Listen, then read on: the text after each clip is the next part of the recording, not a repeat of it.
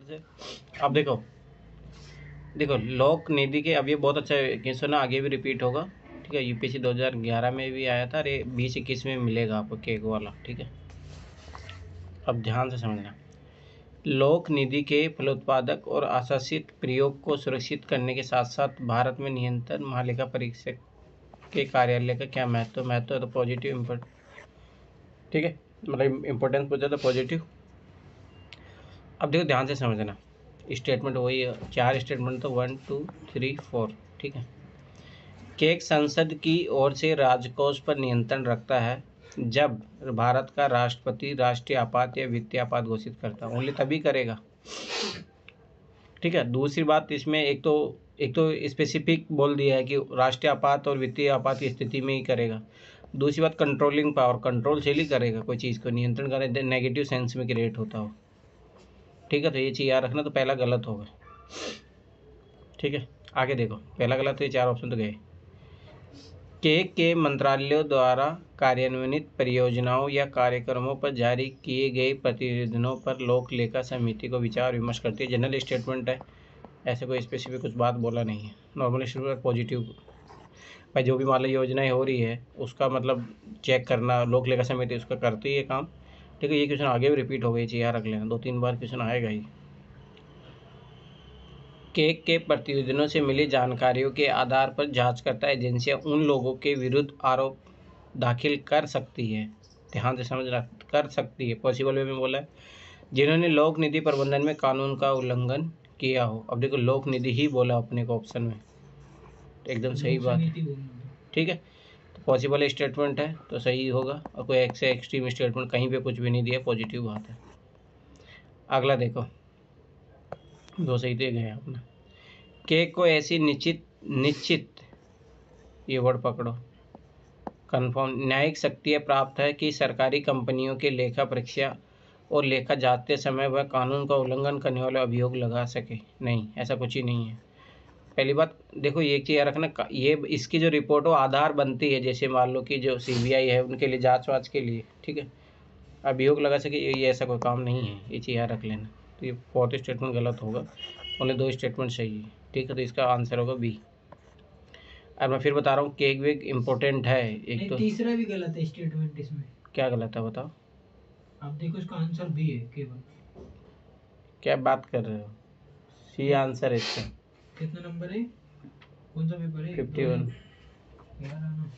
12 है, 12। उल्टा सुल्टा आंसर की कहाँ देख के आते हो तुम? मेरा तो बी है ना, इसमें 2 स्टेटमेंट ठीक है ना नए के हिसाब से। 3 और 2 और 3, वही तो मैं भी बोल रहा हूँ। मेरा गलत क्यों करवा रहा भाई? इसने गलत करवा दिया। अरे मैं 2 स्टेटमेंट बोल रहा हूँ ना कि मेरे 2 स्टेटमेंट ठीक है।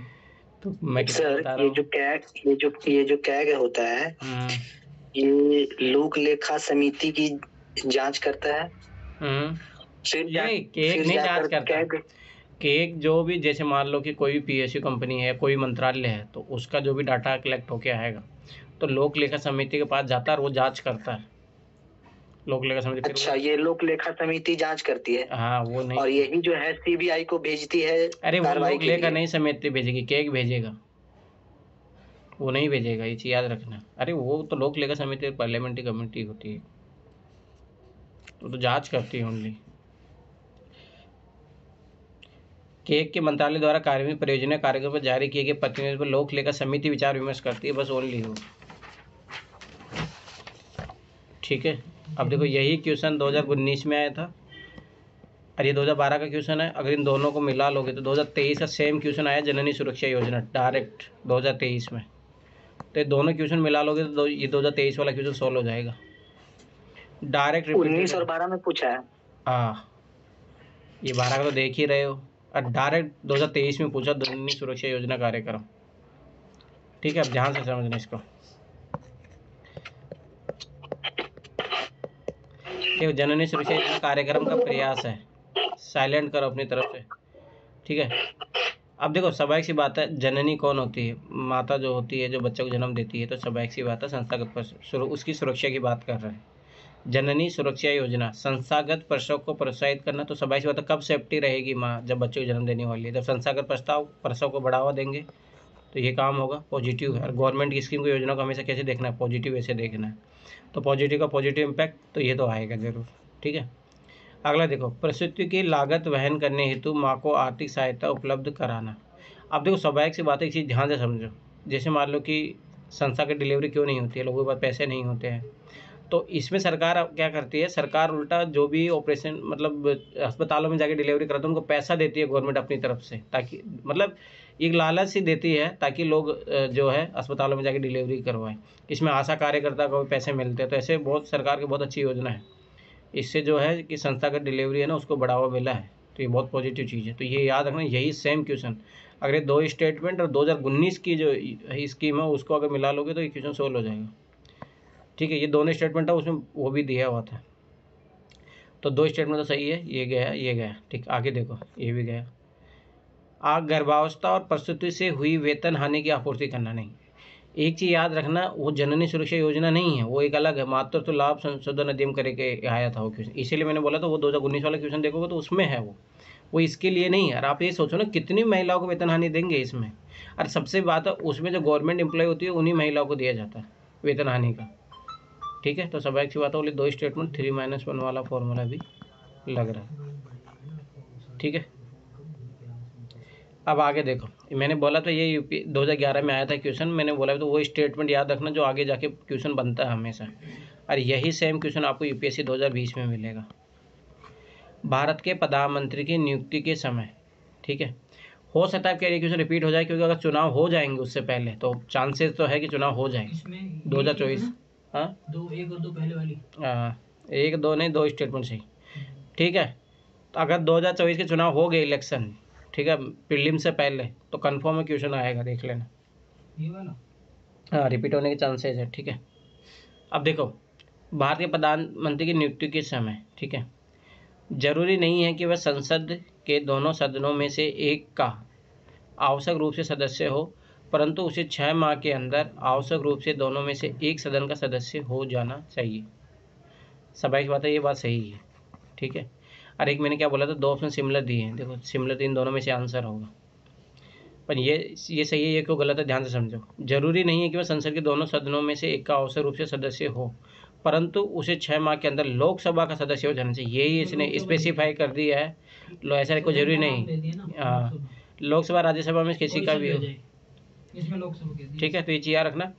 और यही सेम क्वेश्चन मैंने कल ईपीएफओ का पेपर में सोल्व करा था, उधर भी डायरेक्ट रिपीट हुआ था। तो अपन वो 2015 का क्वेश्चन था, तो ये लगभग सब यहाँ से उठा के उधर डाला है। जैसे जो यूपीएससी के जो एग्जाम होता है, तो यूपीएससी वाले क्वेश्चन जो सीएपीएफ इधर भी मिल जाएंगे तुम्हें बहुत सारे, सीडीएस एनडीए और उनके इधर भी रहते हैं, ठीक है। संसद के दोनों सदनों में से एक का आवश्यक रूप से सदस्य होना चाहिए, ये आवश्यक मैंडेटरी कंडीशन दे दिया है, गलत। आवश्यक रूप से लोकसभा के सदस्य होने चाहिए, ये भी मैंडेटरी कंडीशन दे दिया है। और यहाँ पे भी लोकसभा सदस्य हो जाना चाहिए, ये मैंडेटरी कंडीशन है, हो जाना चाहिए, ये वो है, ठीक है।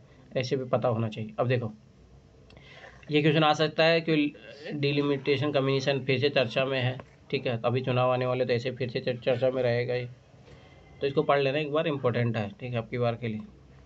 देखो, परिसीमन आयोग है, कमीशन है, ये कमीशन हमेशा रिकमेंडेशन देने के लिए बनता है। परिसीमन का मतलब होता है बाउंड्री की सीमाएं निर्धारित करना। जैसे मान लो कि भाई कितनी कॉन्स्टिट्यूशनल असेंबली जो है, कहाँ से कितने लोग, मतलब ये दायरा बांटती, ध्यान से समझना कि भाई इतने लोगों का है, इतना ये है। सीटें निर्धारित करने का फॉर्मूला तय करती है कि कितने एरिया में कितने लोगों की कितनी सीटें होनी चाहिए, क्या है।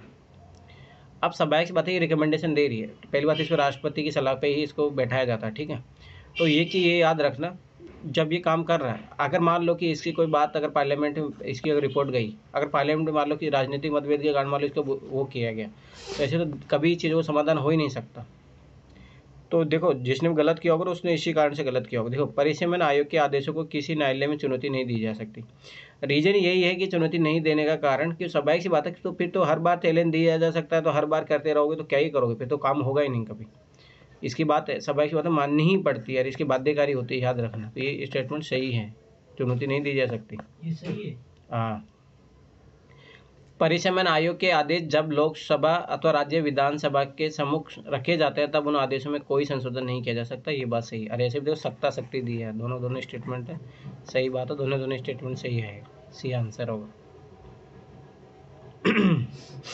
ये क्वेश्चन ईपीएफओ के उधर से पेपर से लिया गया डायरेक्ट, इसलिए क्वेश्चन मैं करवाऊंगा, अपन बस एक चीज याद रखना, मैं फिर बार बार बता रहा हूँ, पहले यूपीएससी के पेपरों को पकड़ बनाओ। परिसीमन आयोग में मंत्री शामिल होते हैं, एक रिटायर्ड जज शामिल होते हैं, और कौन कौन होते हैं सर? इतना मुझे आइडिया नहीं है, परंतु राष्ट्रपति बैठा था इतना है, उसमें कोई जरूरी सही है कि वैसे कोई फिक्स क्राइटेरिया तो रहता ही नहीं, कौन बोल दिया कि उसमें कंफर्म है कि सीजीआई रहेगा, वो तो जो राष्ट्रपति जिसको चुने। पढ़ लेना एक बार, इसके बारे में चर्चा में है, ठीक है। अब देखो ये क्वेश्चन, यही क्वेश्चन 2020 में आया, यही क्वेश्चन 2021 में आया, ठीक है। अरे ईपीएफओ में आया हुआ क्वेश्चन है ये, क्योंकि ईपीएफओ में इसी टाइप के क्वेश्चन बहुत ज़्यादा आते हैं, ठीक है। अब आगे देखो, एक चीज, ईपीएफओ में मेडिकल इसी आधार पे होता है क्या? मेडिकल मतलब जैसे सर्विस में अलॉट होता है जो मेडिकल होता है, जैसे यूपीएससी में मेडिकल होता है। मेडिकल तो हर एग्जाम में होता है, जैसे किसी के पैर में कोई दिक्कत है तो इसमें यूपीएससी क्लियर कर देता है, यूपीएससी आगे मतलब उसको कर देता है, निकालता नहीं, तो जैसे ईपीएफओ में तो फोर्स में ज़्यादातर जाता है ना आदमी। ईपीएफ अलग है, इम्प्लीमेंट प्रोविडेंट, सीएपीएफ है ना, हाँ वो अलग है, ठीक है। ये 2023 में आया था ईपीएफओ में? नहीं, ये पहले आया हुआ, तो मैं 2015 वाला पेपर देख रहा था, उधर आया हुआ, मतलब उधर इस टाइप के क्वेश्चन ज़्यादा आते हैं, ठीक है। ये यूपीएससी में आया था 2020 और 21 में, ठीक है, ईपीएफओ नहीं, मतलब यूपीएफओ में ऐसे आया हुआ, उधर इस टाइप के क्वेश्चन ज़्यादा आते हैं, ठीक है। देखो, उपयुक्त में से किस इकाई या किन इकाइयों के कर्मचारी राज्य बीमा योजना के अंतर्गत सामाजिक सुरक्षा कवच प्राप्त कर सकते हैं? देखो, क्वेश्चन की डिमांड कर सकते हैं, वाइड क्वेश्चन की डिमांड है, एक ही व्यक्ति कर लेगा तो क्वेश्चन गलत हो जाएगा, अगर कोई ऑप्शन एलिमिनेट करे तो स्वाभाविक सी बात है क्या हो जाएगा, ऑल आंसर आ जाएगा, ठीक है। होटल तथा रेस्तरा का, मोटर परिवहन उद्योग, समाचार पत्र, प्रतिष्ठान, निजी, तो सारे के सारे होंगे, ठीक है। तो ये चीज़ क्वेश्चन की डिमांड वाइड है तो इसीलिए ऑल आंसर आएगा, ठीक है। सोशल सिक्योरिटी बात करिए, समझ में, सोशल सिक्योरिटी सबको मिलना चाहिए ना, पॉजिटिव बात है, सबको मिलनी चाहिए, ठीक है। तो ये चीज़ याद रखना। अब अगला देखो, भारतीय संविधान के अनुसार, ठीक है, ये इंपॉर्टेंट लाइन है, भारत के राष्ट्रपति का यह कर्तव्य है कि निम्नलिखित में से किन को संसद पटल पर रखवाए, ठीक है। अब उसकी ड्यूटी है, ठीक है। अब देखिए स्पेसिफिक क्वेश्चन हो गया, क्योंकि इसमें ऐसा तो है ना कि वो सब कुछ रख सकता है, तो स्पेसिफिक क्वेश्चन हो गया, तो मैंने क्या बोला था, एनिमेशन से आंसर आएगा, तो 1 2 3 4 4 तो कभी नहीं आएगा, ठीक, पहली बात। दूसरी बात, भारतीय संविधान के अनुसार है, जो मतलब स्वाभाविक बात, जो कॉन्स्टिट्यूशनल बॉडी होगी उसी को ही रखा जाएगा, तो अपने को पता है फाइनेंस कमीशन कॉन्स्टिट्यूशनल बॉडी है, और अब की बार यही क्वेश्चन आया 2023 में, मैं बता रहा हूँ 15 क्वेश्चन यहाँ से आए हैं, 2000 अभी 2 ही पेपर देखे अपन ने, 2011 से 15 क्वेश्चन मिल चुके हैं, 2012 से 15 क्वेश्चन मिल चुके हैं, जो यूपीएससी 2023 में आए, अभी तो ये 2 ही पेपर देखा अपन ने, ठीक है। लोक लेखा समिति, याद रखना, लोक लेखा समिति संविधान में कहीं मेंशन नहीं किया गया है, ठीक है। और दूसरी बात मैंने क्या बोला था, लोक लेखा समिति किसको प्रतिवेदन भेजती है, अपना केक को, फिर केक जो है फिर संसद के पटल पर रखवाता, इसलिए ये गलत हो जाएगा, ये डायरेक्ट नहीं भेजेगा। नियंत्रण मान लिख, देखो अब ये दोनों चीज़ ये आ गया ना, देखो अगली ऑप्शन में आ गया, ठीक है। लोक लेखा समिति प्रतिवेदन को नियंत्रण मालिक, ये तो एक ही चीज़ है ना, ये इसको देता है फिर ये डालता है, और ये भी कॉन्स्टिट्यूशन मेंशन है, इसलिए ये दोनों आएगा, ये नहीं आएगा। राष्ट्रीय अनुसूचित जाति आयोग, लोक लेखा समिति कैग को भेजती है, हाँ, और कैग जो फिर वो राष्ट्रपति को देगा, राष्ट्रपति फिर उसको संसद के पटल पर रखवाएगा, ठीक है। राष्ट्रीय अनुसूचित जाति आयोग ये भी है, कॉन्स्टिट्यूशन में है, तो इसकी रिपोर्ट राष्ट्रपति रखवाता है, 3 रखवाएगा, सी आंसर होगा, ठीक है। 1 3 4 अरे देखो ना, यहाँ कॉन्ट्राडिक्शन हो रही है, एक ही चीज़ है, इन दोनों में से एक ही आएगा ना, 2 और 3 में ना, हाँ 2 3 में से एक ही आएगा, विरोधाभास है ये, ठीक है। तो दोनों में से एक ही आएगा। आगे देखो, ये क्वेश्चन देखो 2015 में भी आया, 2020 में भी आया, 2023 में भी आया, अब समझ रहे हो, देखो 2011-12 पेपर बहुत ज़्यादा इंपॉर्टेंट है, यहाँ से कितने क्वेश्चन रिपीट हो रहे हैं। लोकसभा और राज्यसभा के बीच गतिरोध की किस स्थिति के संसद की संयुक्त बैठक बुलाई जाती है, याद आयो करो, ये क्वेश्चन आया तब की बार, जॉइंट सेशन कब कब बैठाया जाता है, सिंपल सी बात है, जॉइंट सेशन इसमें बैठाया जाता है, और ये देखो ये दोनों ऑप्शन आए थे फाइनेंस कमीशन, मनी बिल वाला, रे वाला, ठीक है। तो स्वाभाविक बात है जॉइंट सेशन की कब बात चलेगी, जब दोनों में कोई गतिरोध बन गया हो तभी आएगा। साधारण विधि निर्माण को पारित करने की स्थिति में इसमें तो आएगा, ठीक है। धन विधेयक को पारित करने में याद रखना ओनली लोकसभा के पास पावर होती है, राज्यसभा के पास पावर होती नहीं है, तो कोई मतलब है नहीं। संविधान संशोधन विधेयक को पारित करने की स्थिति में नहीं आएगा क्योंकि संविधान संशोधन इंपॉर्टेंट है। तो क्योंकि अगर ज्वाइंट सेशन बुलाएंगे तो ज्वाइंट सेशन में ना लोकसभा की बहुमत हो जाती है, फिर क्या ही मतलब है, इसलिए संविधान संशोधन अधिनियम में नहीं आता। तो ये चीज याद रखना, ओनली वन ऑप्शन होगा। धन विधायक और संविधान संशोधन में केवल लोकसभा। हाँ, धन विधेयक को पारित करने की स्थिति में, अरे इसमें से देखो, धन विधेयक की पारित की स्थिति में लोकसभा के पास स्पेशल पावर है। और जो संविधान संशोधन होते हैं उसमें याद रखना ज्वाइंट सेशन नहीं बुलाया जाता क्योंकि वो बहुत इंपॉर्टेंट होता है। कॉन्स्टिट्यूशन अमेंडमेंट हो रहा है, अगर पार्लियामेंट अगर ज्वाइंट सेशन बुला लेगा तो उसमें लोकसभा की मेजोरिटी हो जाएगी ना, क्योंकि 545 सदस्य तो उसी के पास है, 245 उसके पास है। सभा की बात है, इसमें साधारण बहुमत से पारित होकर होता है, तो क्या ही मतलब होगा फिर कॉन्स्टिट्यूशन अगर कोई उसमें लाया जाएगा, इसीलिए नहीं लाया जाता ज्वाइंट सेशन, याद रखना।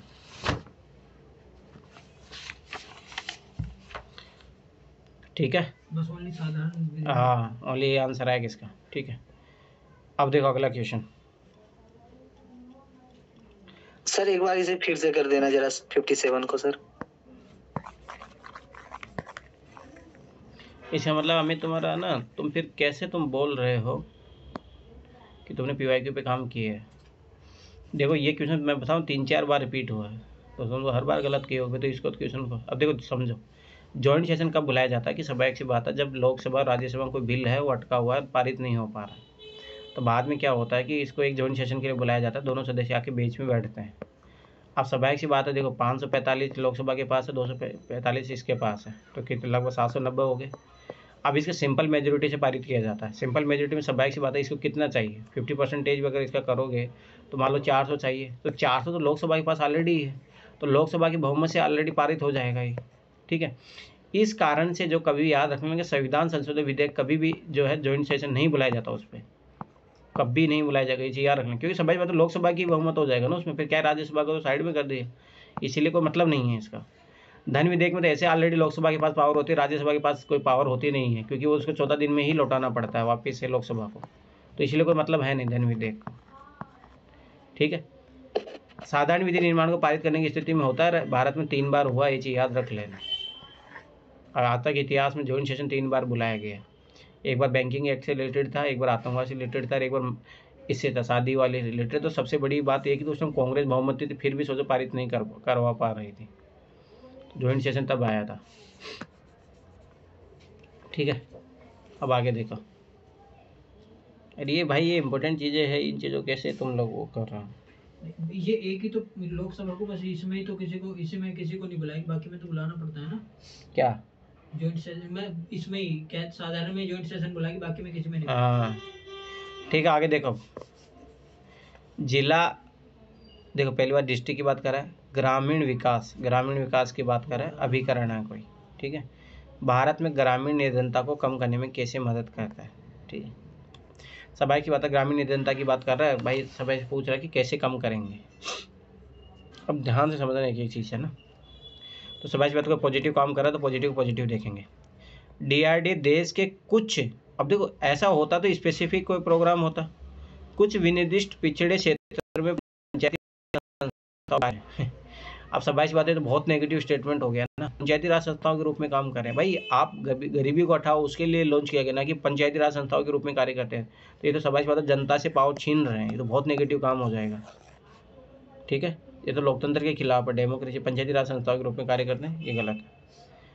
DRDA विनिर्दिष्ट क्षेत्रों में निर्धनता और कुपोषण के कारणों का वैज्ञानिक अध्ययन करते हैं और उनका समाधान का विस्तृत उपाय तैयार करते हैं, फालतू की बात है। दूसरी बात, एक चीज़ सोचो, डिटेल्ड उपाय सॉल्यूशन ऐसा कुछ होता नहीं है। और दूसरी बात है, कुपोषण कहाँ से आ गया जब पॉवर्टी की बात करें। ठीक है, वैज्ञानिक अध्ययन ये सब फालतू की बात होगी। और विनिर्दिष्ट क्षेत्रों में ही क्यों करेगा, क्योंकि उसको पूरे ग्रामीण क्षेत्रों में घटाना है ना, तो ये भी नेगेटिव स्टेटमेंट है, तो ये चीज़ याद रखना है। और डिटेल सॉल्यूशन इसका काम होता ही भी नहीं है कभी, ये चीज़ याद रख लेना। अब आगे देखो, DRDA निर्धनता रोधी कार्यक्रमों के प्रभावी कार्यान्वयन हेतु अंतर क्षेत्रीय, इंटरसेक्टरल तथा अंतर विभागीय समन्वय सहयोग, कितनी अच्छी बात बोल रहा है, ये काम करेगा भाई जी। मान लो कि जो डिपार्टमेंटल जो कमियाँ होती है उसको दूर करेगा। ठीक है, इंटरसेक्टरल जो कमी है उनको दूर करेगा, कितना अच्छी बात है। जो भी मान लो कि इम्प्लीमेंट, मेन तो दिक्कत क्या है, जो गरीबी से रिलेटेड जो प्रोग्राम चलते हुए इम्प्लीमेंट नहीं हो पाते ना अच्छे से, तो मान लो ये देखो उसी को इम्प्लीमेंट करवाएगा, तो ये बहुत अच्छी बात है। DRD निरंतर अवधि कार्यक्रमों के लिए मिले कोष पर निगरानी रखते हैं और यह सुनिश्चित करते हैं कि उनका प्रभावी उपयोग हो। देखो एकदम कितनी अच्छी बात है, तो दोनों के दोनों सही होंगे और दोनों स्टेटमेंट गलत है। और एक चीज़ देख रहे हो, देखो दोनों में सिमिलर स्टेटमेंट दिए हैं, ठीक है, और दोनों ही इम्प्लीमेंटेशन की बात कर रहे हैं, इसे याद रखो, ठीक है। अब एक अगला देखो, 2011 में क्वेश्चन आया था और आगे भी क्वेश्चन आएगा। ये नागरिकों के मूल कर्तव्यों में निम्न में से क्या क्या है, ठीक है। अब तो ध्यान से समझना, ऐसे तो डायरेक्ट पता भी होना चाहिए। मिश्रित संस्कृति की समृद्ध विरासत की रक्षा, ठीक है। अगर ये क्वेश्चन, ये बताओ क्वेश्चन किसी गलत हुआ है ये वाला, अगर ये गलत हो रहा तो मतलब समझ लो। देखो ध्यान समझना, मिश्रित संस्कृति समृद्ध विरासत की रक्षा करनी चाहिए, तो ये तो अच्छी बात है, करनी चाहिए। सामाजिक अन्याय से कमजोर वर्गों की रक्षा, ठीक है। अब ये देखो वेल डिफाइंड एरिया नहीं है ये, अरे ऐसे भी फंडामेंटल ड्यूटी तो पता होनी चाहिए, 11 रटी हुई होनी चाहिए। मैं फिर बता रहा हूँ, प्रीएम्बल रटा हुआ होना चाहिए, फंडामेंटल राइट रटे होनी चाहिए, DPS भी रटा होना चाहिए, ठीक है।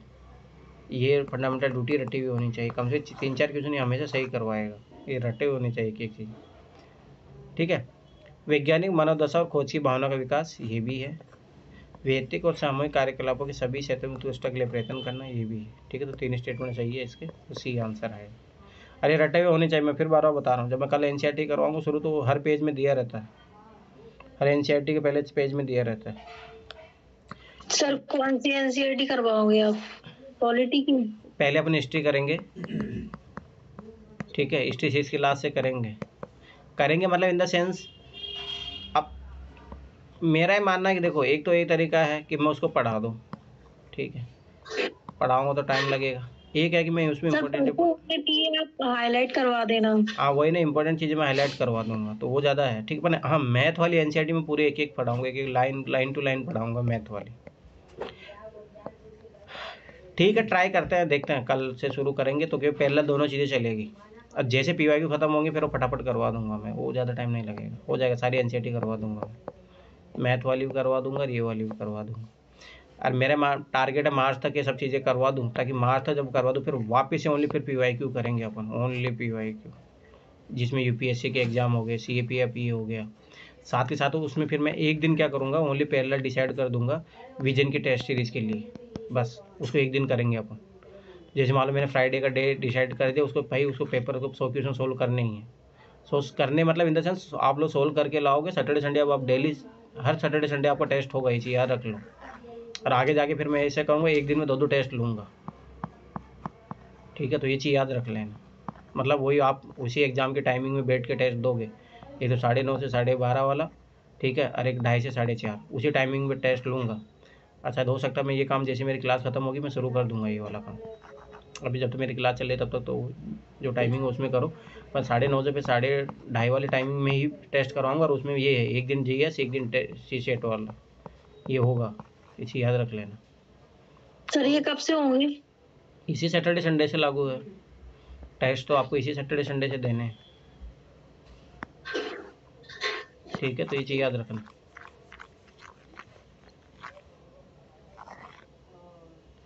उस दिन तो आप शाम की बोल रहे थे। अरे अभी होगा ना शाम को, आगे। अरे भाई आपको एग्जाम के रात को 7 बजे देना है क्या? एग्जाम के टाइमिंग पे टेस्ट देना है या नहीं देना है? कि तुम्हारी क्लास कब तक चलेगी? एग्जाम वाला जब बोला है, हाँ एग्जाम वाले जब बोला है, एग्जाम वाले जब भी बोला है तब भी चले जाएंगे। हाँ वही आलू पालक बना दो। मेरी क्लास चलती रहेगी सर मार्च अप्रैल तक। तो एटलीस्ट संडे को भी चलती है क्या तुम्हारी क्लास? ये रहा पालक, सैटरडे संडे चलती है 2 दिन। तो अभी भी चल रही है सर। संडे को क्या टाइमिंग रहता है? संडे को रहता है सर 11 बजे से लेके शाम को 6 बजे तक। तो अब आप ही बताओ क्या करें। कोई दिक्कत नहीं है, 6 बजे से रख लीजिए टेस्ट। अरे अभी तो आगे फिर हम देख लेंगे अपने साथ। अभी तो वही रहेगा अपन तो आगे ठीक है ना, तो फिर ऐसा आगे देख लेंगे, कोई दिक्कत ऐसा कोई दिक्कत नहीं, ठीक है, वो मार्च के बाद देख लेंगे। क्या तुम्हारे पर मतलब बात तो ये है कि तुम्हारी तो हमेशा चलती रहेगी क्लास, तो वैसे कैसे काम चलेगा? नहीं, अभी तो तुम्हारी क्लास चल रही है ना। हाँ, अभी तो 15 तुम्हारी क्लास खत्म हुआ है तो फरवरी बता तो दे। माने चलो, फरवरी तो कोई चांस नहीं है, फरवरी तो शाम को ही होगा टेस्ट। ठीक है, अभी तो ऐसा करा रहा हूँ मैं, एक एक करवा रहा हूँ, पर ऐसे एक एक से काम तो नहीं ठीक है चलेगा फिर। ना, क्योंकि देखो मुझे फरवरी से आपके विजन के टेस्ट भी करवाने हैं ना, तो फिर मैं एक दिन में 2 टेस्ट डालूंगा ना, और 2 टेस्ट डालूंगा तभी तो काम होगा, समझे? हम सोच रहे थे वीए टेस्ट लगाने की सर। विजन से तो बढ़िया, ये तो बात फिर विजन के खुद लगवाओ, तो ऐसा करो। खुद लगा के ये करो। ठीक है, मेरा क्या, आप देखो आप लोग, हम लगा रहे थे ना खुद। ठीक है फिर करो, फिर खुद से करो, कोई दिक्कत जो नहीं। स्कोर होता मैं आपको बता देता। हाँ, वो सब डायरी बनाओगे, मैं तो पहले बता रहा हूँ, वो मुझे डायरी चाहिए, ऐसे नहीं। कितने क्वेश्चन सही हो रहे, कितने गलत हो रहे, एनालिसिस हुआ है नहीं हुआ, कंप्लीट ऐसे पूरा कंप्लीट करके डायरी बनाओगे और मुझे बताओगे। ठीक है, चलो आ जाओ, मैं बता दूंगा आज जो शाम को, फिर कल से क्या करेंगे अपन। ठीक, चलो आ जाओ। भारत के उच्चतम न्यायालय की स्वायत्तता की रक्षा हेतु क्या प्रावधान है? अब देखो, सबाई सी बात है कि उच्चतम न्यायालय की जो अपनी स्वायत्ता को इसने क्या बोला, ऑटोनॉमी बोला होगा। हृदय इलाज ज्वाइन करो, ऐसे काम नहीं चलेगा। और दूसरी बात, वो मुझे ये बताओ कि वो जो कितना पीपीटी तैयार हुआ है, और उसको कंप्लीट करो कैसे करके, क्योंकि मैं मार्च से वो शुरू करूँगा वापस से पीवाई, मार्च से वापस से पीवाई के शुरू करने हैं। वो कंप्लीट करो, और क्लास किया करो। कहाँ गायब हो तुम कितने दिन से? ठीक है, अभी तो देखो, ऑटोनॉमी की बात बोला तो स्वाभाविक सी बात है कि इसके कार्य में कोई इंटरफेयर ना करे, तो ऐसी चीज़ देखना पड़ेगा। कोई अगर ऐसा कोई ऑप्शन दे रहा होगा कि उसको ऑटोनॉमी को ख़राब करा, ठीक है, तो वो चीज़ याद रखना। उच्चतम न्यायालय के न्यायाधीशों की नियुक्ति करते समय भारत के राष्ट्रपति भारत के मुख्य न्यायाधीश से विचार विमर्श करना पड़ता है। ये तो बात अच्छी बात है, तो पॉजिटिव बात है। उससे कोई सलाह मशुरा करेंगे तो स्वाभाविक बात है उसकी ऑटोनॉमी पे कोई, ऑटोनॉमी मतलब स्वाभाविक बात है उसको बिना पूछे कुछ भी काम कर रहा है, उसको पता भी नहीं है सुप्रीम कोर्ट को। ठीक है, तो ये तो इसमें तो पता है, तो ये तो चीज़ सही है। उच्चतम न्यायालय के न्यायाधीशों को केवल भारत के मुख्य न्यायाधीश द्वारा हटाया जा सकता है। ये तो गलत है, किसके द्वारा हटाया जाता है? पहली बात तो राष्ट्रपति भी ऐसा नहीं, जब संसद अपनी तरफ से पूरा करके भेजती है फिर राष्ट्रपति हटाता है। ठीक है, तो केवल वर्ड थे, हाँ ठीक है, तो ये चीज़ याद रखना कि केवल भारत के मुख्य न्यायाधीश द्वारा हटाया जा सकती है, तो बहुत गलत बात है ना, ये तो किसी को भी हटा देगा। अरे एक चीज़ याद रखना, कभी भी है ना डेमोक्रेसी में सिंगल व्यक्ति को इतना पावर नहीं मिलता है। राष्ट्रपति के पास भी पावर है तो वो संसद द्वारा दी गई है, संसद जब कोई डिसीजन लेती है तब राष्ट्रपति डिसीजन लेता है, ये याद रख लेना। ये बहुत नेगेटिव चीज़ है, गलत है। न्यायाधीशों का वेतन भारत के संचय निधि पर आरोपित होता है, जिस पर विधानमंडल को अपना मत नहीं देना होता है। ये बात सही है, पॉजिटिव बात है। स्वाभाविक बात नहीं तो विधानमंडल अपना मत देने लग गया तो स्वाभाविक बात इनकी सैलरी कम कर देंगे, सैलरी कम कर देंगे तो स्वाभाविक बात है लोग काम कैसे करेंगे, तो वो बात तो सही है। भारत के उच्चतम न्यायालय के अफसरों और कर्मचारियों की सभी, ध्यान समझना, सभी नियुक्तियां सरकार द्वारा भारत के मुख्य न्यायाधीश से विचार विमर्श के पश्चात ही की जाती है। ये तो बहुत गलत बात है ना। कोई मान लो कि चतुर्थ श्रेणी का मतलब डी, उसका भी कोई भाई इंपॉर्टेंट सीट होती है तब तो फिर भी सलाह मशवरा किया जाएगा चीफ जस्टिस से। अब छोटी छोटी ऑप्शन, हाँ सभी सी बात है, तो एक्सट्रीम वर्ड हो गया, सभी नियुक्तियाँ तो एक्सट्रीम वर्ड हो गया, तो ये नहीं आएगा, तो 2 ऑप्शन सही होगा, ओनली बी आएगा।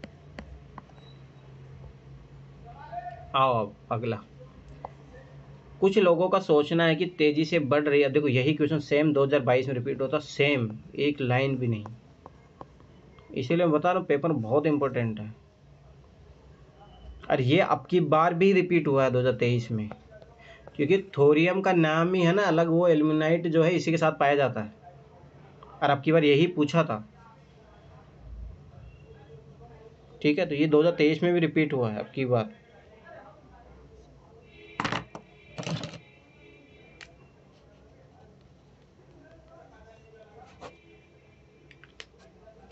पंद्रह ज़्यादा क्वेश्चन मिलेंगे मतलब इस पेपर से। देखो सुनो, कुछ लोगों का में भी है ये क्वेश्चन सेट, कब है? 13 में भी है। हाँ वो आया थोड़े मतलब 2022 में भी आया, 23 में भी आया ये। ठीक है, ध्यान देखो, कुछ लोगों का सोचना है कि तेजी से बढ़ रही ऊर्जा की जरूरतों पूरा करने के लिए भारत को थोरियम की और नाभिकीय ऊर्जा के भविष्य के ईंधन के रूप में विकसित करने के लिए शोध और विकास करना चाहिए। इस संदर्भ में थोरियम यूरेनियम की तुलना में कैसे अधिक लाभकारी। अब देखो याद करो, मैंने पहले बोला था न्यू प्लस ओल्ड वाला, न्यू क्या होगा, पॉजिटिव होगा, और ओल्ड जो होगा थोड़ा नेगेटिव होगा। तो समझिए यूरेनियम क्या हो गया, यूरेनियम से ज़्यादा अच्छा है ना थोरियम, और यूरेनियम थोड़ा ख़राब होगा। अब देखो इसको वही कंपेरिजन वाली स्टडी से काम करेंगे अपन। प्रकृति में यूरेनियम की तुलना में थोरियम के कहीं अधिक भंडार है, ये तो बात सही है, तभी तो इसको अपन बढ़ावा दे रहे हैं, पॉजिटिव बात है। उत्खनन प्राप्त खनिज से मिलने वाली प्रति इकाई द्रव्यमान ऊर्जा की तुलना की जाए तो थोरियम प्राकृतिक यूरेनियम की तुलना में कहीं अधिक ऊर्जा उत्पन्न करता है। देखो वही पॉजिटिव चीज, थोरियम यूरेनियम की तुलना में कम नुकसानदेह अपशिष्ट उत्पादित करता है। देखो पॉजिटिव बात, मतलब थोरियम की बात अच्छी कर रहा है, ठीक है, और अपन ने वही थोरियम को यहाँ पे पॉजिटिव लिया था, सारे के सारे ऑप्शन आएंगे। और ये मैं फिर बता रहा हूँ, यही सेम क्वेश्चन आया था, ठीक है, तो ये चीज़ याद रख लेना। 2022 में भी आया, 2023 में बस तो थोरियम के साथ जो मिलता है एल्यूमिनाइट, वही याद करो आंसर, उसी के बारे में पूछा था। वो जो टाइटेनियम के, मेरे ख्याल से टाइटेनियम के 2 जो अयस्क होते हैं, या हाँ उसमें ऐसे कुछ पूछा था। हाँ वही क्वेश्चन जो है आंसर वो इसी का। अगर थोड़ा बहुत इस पर R&D करते हैं, अभी क्या चल रहा है, क्या है, भारत सरकार क्या कर रही है इस पर, वही आंसर है इसका, ठीक है। अब आगे देखो, वायु में कार्बन डाइऑक्साइड की बढ़ती हुई मात्रा से वायुमंडल का तापमान धीरे धीरे बढ़ रहा है, क्योंकि कार्बन डाइऑक्साइड। अब देखो ये क्या किया है कि किसी स्टेटमेंट को काट के पूछ रहा है, ठीक है, ध्यान से समझना। अब देखो, वायु में उपस्थित जलवाष्प को अवशोषित कर उसकी ऊष्मा को संचरित करती है। अगर ऐसा कोई काम करता, ठीक है, तो ये तो क्या काम होता, देखो ना। हाँ अब देखो, वायु में कार्बन डाइऑक्साइड की बढ़ती हुई मात्रा से क्या हो रहा है, वायुमंडल का तापमान धीरे धीरे बढ़ रहा है, क्योंकि कार्बन डाइऑक्साइड, ध्यान से समझना, कार्बन डाइऑक्साइड के कारण क्यों बढ़ता है, जब इधर से किरणें आती है ना, सूर्य की किरणें, उनको एब्जॉर्व कर लेता है, सीधी सी बात है, यही कारण है। और उनको जो पहले क्या होता है, देखो एक अगर आप पढ़ोगे ना 11th क्लास की ज्योग्राफी की में पढ़ोगे आप, उसमें एक होता है हीट बजट होता है। हीट बजट में क्या होता है, जब मान लो सूर्य की यहाँ किरणें आती है और वो रिफ्लेक्ट होकर चली जाती है, तब तो कोई दिक्कत नहीं होता, परंतु उसमें से एब्जॉर्व होने लग जाती है यहाँ पे, ठीक है, तो एब्जॉर्व होने लग जाती है, तो उसके कारण जब रिफ्लेक्शन कम होता है तो समझ में यहाँ ऑब्जर्व होने लग जाए तो हीट क्या होगा, बढ़ने लग जाएगा, उसी को ग्लोबल वार्मिंग बोलते हैं। तो समझ बात है, ऐसी कहाँ पे बात कर रहा है, वायु में उपस्थित जलवाष्प को अवशोषित कर उसकी ऊष्मा संचित कर लेते हैं, ऐसी कोई बात नहीं है। सौर विकिरण की कहाँ बात हो रही है। अब देखो सौर विकिरण ध्यान से समझ, तो आंसर इन दोनों में से होगा। संपूर्ण सौर विकिरण को अवशोषित करता है, ये तो बहुत गलत बात है, संपूर्ण मतलब कंप्लीटली, ये तो गलत बात हो गई। सौर विकिरण के पराबैंगनी अंश को अवशोषित करता है। अब देखो सौर विकिरण के अवरक्त अंश को अवशोषित करता है, अब यही चीज है इंपॉर्टेंट, ठीक है, तो याद रखना कि अवरक्त अंश को करता है, ना कि उसको, ठीक है। अरे याद रखना, मैं तुम्हें कुछ बताता हूँ, ये तो डी तो आंसर है इसका, जो मेन बात है। अब देखो याद करो, अगर समताप मंडल में कितनी बार उसका क्वेश्चन आया था, ठीक है, तो याद रखना 16 जो ये पराबैंगनी अंश आता ना, अगर ये पृथ्वी पे आने लग जाए तो लोगों के हाँ के त्वचा बहुत सारी बीमारियां हो जाएगी। इसको कौन बताता है, समताप मंडल। समताप मंडल में जो उपस्थित है कौन, ओजोन लेयर। ओजोन लेयर यही तो बचाने का काम करता है, इसीलिए ओजोन लेयर को क्या बोला जाता है, पृथ्वी का संरक्षक बोला जाता है उसको, क्योंकि वो पराबैंगनी जो अंश आता है उसको ऑब्जर्व कर लेती है, वो धरती पे नहीं आने देती। अगर मैं वही बता रहा हूँ, देखो छोटे छोटे कॉन्सेप्ट अगर जिसको पता है तो वो आराम से क्लियर कर लेगा, तो ये चीज़ याद रख लेना। आवरण जो ये इसको होता है, ये कार्बन डाइऑक्साइड एब्जॉर्व कर लेती है, इसी कारण से ग्लोबल वार्मिंग बढ़ रही है, यही सबसे बड़ा कारण है, ठीक है, याद रखने लेना। यही क्वेश्चन आगे पिछले भी आया था, एक और समझ लो। ग्लोबल वार्मिंग का जो प्रमुख कारण होता है, CH4 होती है, मेथेन गैस होती है, और CO2 होती है, ठीक है, ये चीज़ याद रखना। अब अगला देखो, निम्नलिखित तत्व समूह में से कौन सा एक पृथ्वी पर जीवन की उत्पत्ति के लिए मूलतः उत्तरदायी था। अगर आप NCERT पढ़ोगे ना सबाई, वहाँ मिल जाएगा डायरेक्ट क्वेश्चन का आंसर, ठीक है, छोड़ो। अभी बोला ही सबाई से बात है कि भाई अर्थ पे लिविंग एंटिटी कैसे क्रिएट हुई, उसमें किन कौन से तत्व जो है सबसे इंपॉर्टेंट है। अब ध्यान से समझना, पृथ्वी के जीवन की उत्पत्ति बोला ना कि मानव की तुम ऑक्सीजन मत कर देना, ठीक है, तो मानव नहीं चाहिए, ठीक है, सबसे पहली बात। कार्बन, देखो एक चीज़ याद रखना, बायोमास के लिए बहुत ज़रूरी होता है, बिना कार्बन के बायोमास जनरेट होगा ही नहीं, ठीक है। हाइड्रोजन है वो जल के लिए आवश्यक है, बिना हाइड्रोजन के जल बनेगा नहीं। और जो नाइट्रोजन होता है वो सब ऐसी बात है, नाइट्रोजन फिक्सन जो हो गया पौधों में, इनमें काम आता है। तो ये बेसिक तत्व होते हैं, इसीलिए देख लो जब चंद्रमा पे जाते हैं लोग वहाँ पे यही तत्व खोजते हैं। अगर ये एलिमेंट पाए जाएंगे तो याद रखना कि वहाँ पे संभव है कि अपन एक लिविंग एंटिटी क्रिएट हो सकती है वहाँ पे। तो ये ऑक्सीजन मत सोचना कि ऑक्सीजन सोच के मार के आ जाओ। हाँ, ये तीनों आएगा, ठीक है। और ऐसे भी आना एनसीईआरटी में दिया है डायरेक्ट, आप पढ़ना बेसिक साइंस वाली तो उसमें पता लगे, ठीक है। अब मैं देखो कुछ चीज़ें को सिखा रहा हूँ। अरिहंत वाले में ना सर ऑप्शन सी दे दिया है, ऑक्सीजन, कैल्शियम और फास्फोरस। तुम यही करो बस, मैंने कितनी बार बोला उस बुक को, अरिहंत वाले को यूज ही नहीं करना, तुम क्यों यूज किए करते जा रहे हो उसको? मैंने पहले की थी ना सर, वो याद है थोड़ी। अच्छा, जो पढ़ते हो वो तो याद रहती नहीं है, वो चीज़ें याद है, यही होता है इंसान गलत चीज़ों को तो बहुत लॉन्ग टाइम तक याद रखता है। चलो ठीक है ना, मैं कुछ चीज़ सिखा रहा हूँ, ध्यान से समझना। देखो कार्बन कार्बन, तो ये 2 ऑप्शन से आंसर आएगा, ठीक।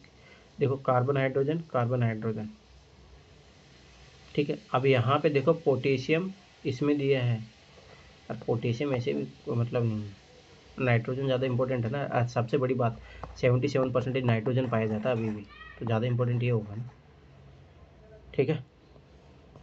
चलो आगे। सर जब मानव के लिए पूछेगा तो कौन सा आंसर होगा? पर स्वाभाविक सी बात है ना, पहले आप पूजा सोचो ना, मानव तो पहले नहीं आएगा ना, पहले तो स्वाभाविक सी बात है, जैसे एटमॉस्फेयर तैयार होगा ना। नहीं मतलब मैंने कहीं अगर मानव के तो अस्तित्व के लिए तो स्वाभाविक सी बात है ना, ऑक्सीजन चाहिए, परंतु मानव के लिए नहीं पूछा ना अपने को। जीवन की उत्पत्ति के लिए मूलतः क्या है, तो स्वाभाविक बात है जीवन की उत्पत्ति के लिए स्वाभाविक बात पहले बायोमास होना चाहिए, एक एटमॉस्फेयर तो बनेगा ना। आदमी कैसे रह पाएगा, आप सोचो बिना एटमॉस्फेयर, ओनली ऑक्सीजन लेके चलिए जीवित रह जाएगा। और एक चीज़ यार जब पढ़ना, पृथ्वी का जो इवोल्यूशन प्रोसेस होती है जब बनती है, उसमें स्वाभाविक सी बात है पहले ये जो गैसें होती है, क्योंकि ना एक चीज़ याद रखना, जब क्या होता है कि कार्बन नहीं होता है ना, तो स्वाभाविक बात है पृथ्वी ना बर्फ़ का गोला बन जाता। जो कार्बन होता है ना, इसीलिए देखो ना CH4 CO2 ये क्या होता है, ये ठंडा करती, वो गर्म करती है। यही कारण है कि अपन जो है स्वाभाविक सी बात है कि बर्फ़ का क्षेत्र नहीं बना हुआ पृथ्वी, नहीं तो बर्फ़ बन जाती ना पूरा, ये हीट जनरेट करती है। तो ये एटमॉस्फेयर का निर्माण करने में बहुत महत्वपूर्ण भूमिका होती है इनकी,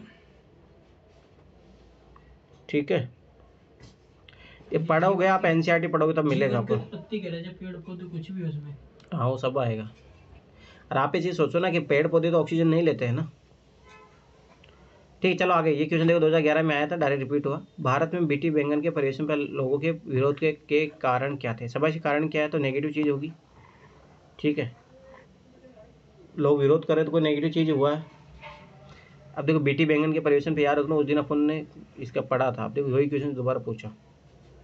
बीटी बैंगन की रचना इसके जीनोम में मृदा कवक के जीन को प्रवेश करा कर की। अब देखो सभी सी बात है कि लोगों का विरोध हो रहा है, लोगों को ना कभी साइंटिफिक चीज़ें पता नहीं रहती है, उनको उसको क्या कौन सा जीन डाला गया उससे मतलब नहीं है भाई, उनके लिए हेल्थ के लिए इंपॉर्टेंट है क्या है, वो ज़्यादा इंपॉर्टेंट होता है। इसके जीनोम में मृदा के कवक के जीन को प्रवेश, उससे कोई मतलब नहीं, लोग उसका विरोध इसलिए करेंगे, उससे लोगों को मतलब भी नहीं होता है।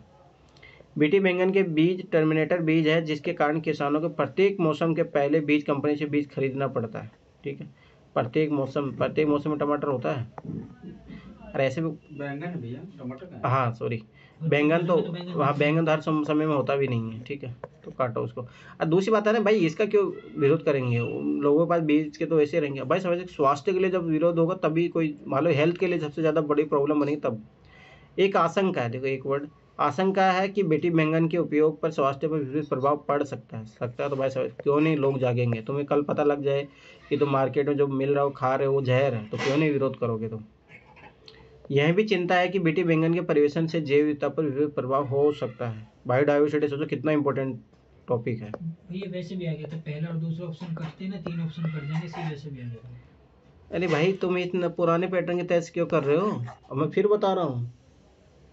मैं कह रहा हूँ कि वो भी आ गया था ऐसे। कैसे आ जाता है? उससे नहीं कर रहा, मैं एक बात बता रहा हूँ। क्या बात पहला बता और रहे हो? दूसरा कट जाएगा तो इसके फिर? हिसाब से, और तीसरा ऑटोमेटिक कट गया तो एक ही बच रहा है, यही आएगा। अरे कैसे कट जाएगा तुम लोग, कैसे, मैं फिर बता रहा हूँ 1 2 3 4 ऑप्शन है, 2 ही तो कटा ना, अभी 3 4 सॉरी पैटर्न से बता रहे हैं 4 और 3 कट जाएगा तो 1 और 2 की पॉसिबिलिटी है ना अभी भी। अरे समझो इधर, तुम लोग है ना फिर मरोगे, फिर मैं फिर बता रहा हूँ, अभी भी सीख लो। 1 2 3 4 2 स्टेटमेंट कट गए, मतलब देखो पहले एक कटा तो 4 ऑप्शन नहीं आएंगे, 2 कट गया तो ये आ गया। अब हो सकता है एक भी स्टेटमेंट आ जाए, एक ही स्टेटमेंट सही होगा तो अब दूसरे जब तक चौथा चेक नहीं करोगे तब तो कैसे पता चलेगा। यह भी चिंता के विषय बेटी बैंगन के परिवेशन से जैविक तौर पर प्रभाव हो सकता है। ये कौन देखेगा? और बायोडाइवर्सिटी इम्पोर्टेंट, बायोडाइवर्सिटी इम्पोर्टेंट है तो बी ऑप्शन आंसर होगा। ठीक है, अगला देखो, ये क्वेश्चन है ना सेम मुझे कल मिला था उधर ईपीएफओ वाले पेपर में, सेम एक लाइन एक वर्ड भी चेंज नहीं है, डायरेक्ट ये वाला क्वेश्चन। तो वो करवाऊंगा मैं, बापन मैं फिर बता रहा हूँ, पहले यूपीएससी पेपर पकड़ बना लोगे ना तो फिर बहुत चीज़ें हेल्प मिलेगी। तो मैं फिर बता रहा हूँ, अभी साथ ही साथ R&D करते चलो। ठीक है, बाकी देखो, एक के सोच लो है ना, एक लाइन भी एक भी चेंज नहीं किया था इसमें से। पीड़िकों को प्रतिरोध के अतिरिक्त वे कौन सी संभावना है जिनके लिए आनुवंशिक रूप से रूपांतरित पादपों का निर्माण किया गया है? एक बार पेपर लाने में बता रहा हूँ, ये पेपर रखा ये देखो यार, ये पेपर वो पेपर वो लगा वो पेपर, एक लाइन एक वर्ड भी चेंज नहीं है। मतलब समझो, इसका मतलब ये समझ में आता है कि यूपीएससी पेपर रिपीट करती है और अच्छे खासे लेवल पे करती है। और ऐसा नहीं, और इसमें मुझे है ना मैथ वाले क्वेश्चन बहुत अच्छे मिले, मतलब बहुत अच्छे क्वेश्चन थे वो। और मैं फिर बता रहा हूँ, पहले एनसीईआरटी बेसिक अच्छी पकड़ होगी तुम लोगों की, तभी तुम लोग कर पाओगे, नहीं तो कोई मतलब ही नहीं है। मैं सही बता रहा हूँ, अगर उस पर पकड़ नहीं बनेगी ना जब तक एनसीईआरटी पे। और मैं फिर बताना ना, इस एनसीईआरटी में कल से करवाऊंगा मैथ की, तो उसमें याद रखना जो होमवर्क दूंगा वो करके ही आना। तो बताना, हाँ नहीं सही बताना, कोई मतलब नहीं है, फिर वो घास काटोगे फिर नहीं होगा, ये चीज़ याद रख लेना। ये देखो पढ़ो सोमेश, एक लाइन टू लाइन आंसर, कुछ भी अंतर नहीं है, मिला लो एक। अरे फोटो खींच के डालो ग्रुप में। ये 2023 वाली पीएफओ है सर? नहीं, 2015 का।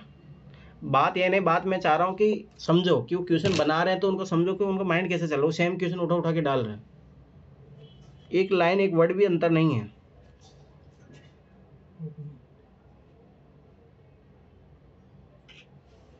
उस ग्रुप में डालो, रख दो उसको। ये तो अभी मैंने जस्ट एक पेपर देखा है, और अभी ऐसा नहीं, सीएपीएफ पेपर में तो और बताऊंगा तुम लोगों के क्वेश्चन बहुत रिपीट होते हैं बहुत। बात ये है कि देखो, अपने को रास्ता मिल चुका है कि इस एग्जाम को क्लियर करने का, बस अपन बात ये है कि रास्ता मिलने से जब तक चल लोगे नहीं तब तक कैसे काम चलेगा।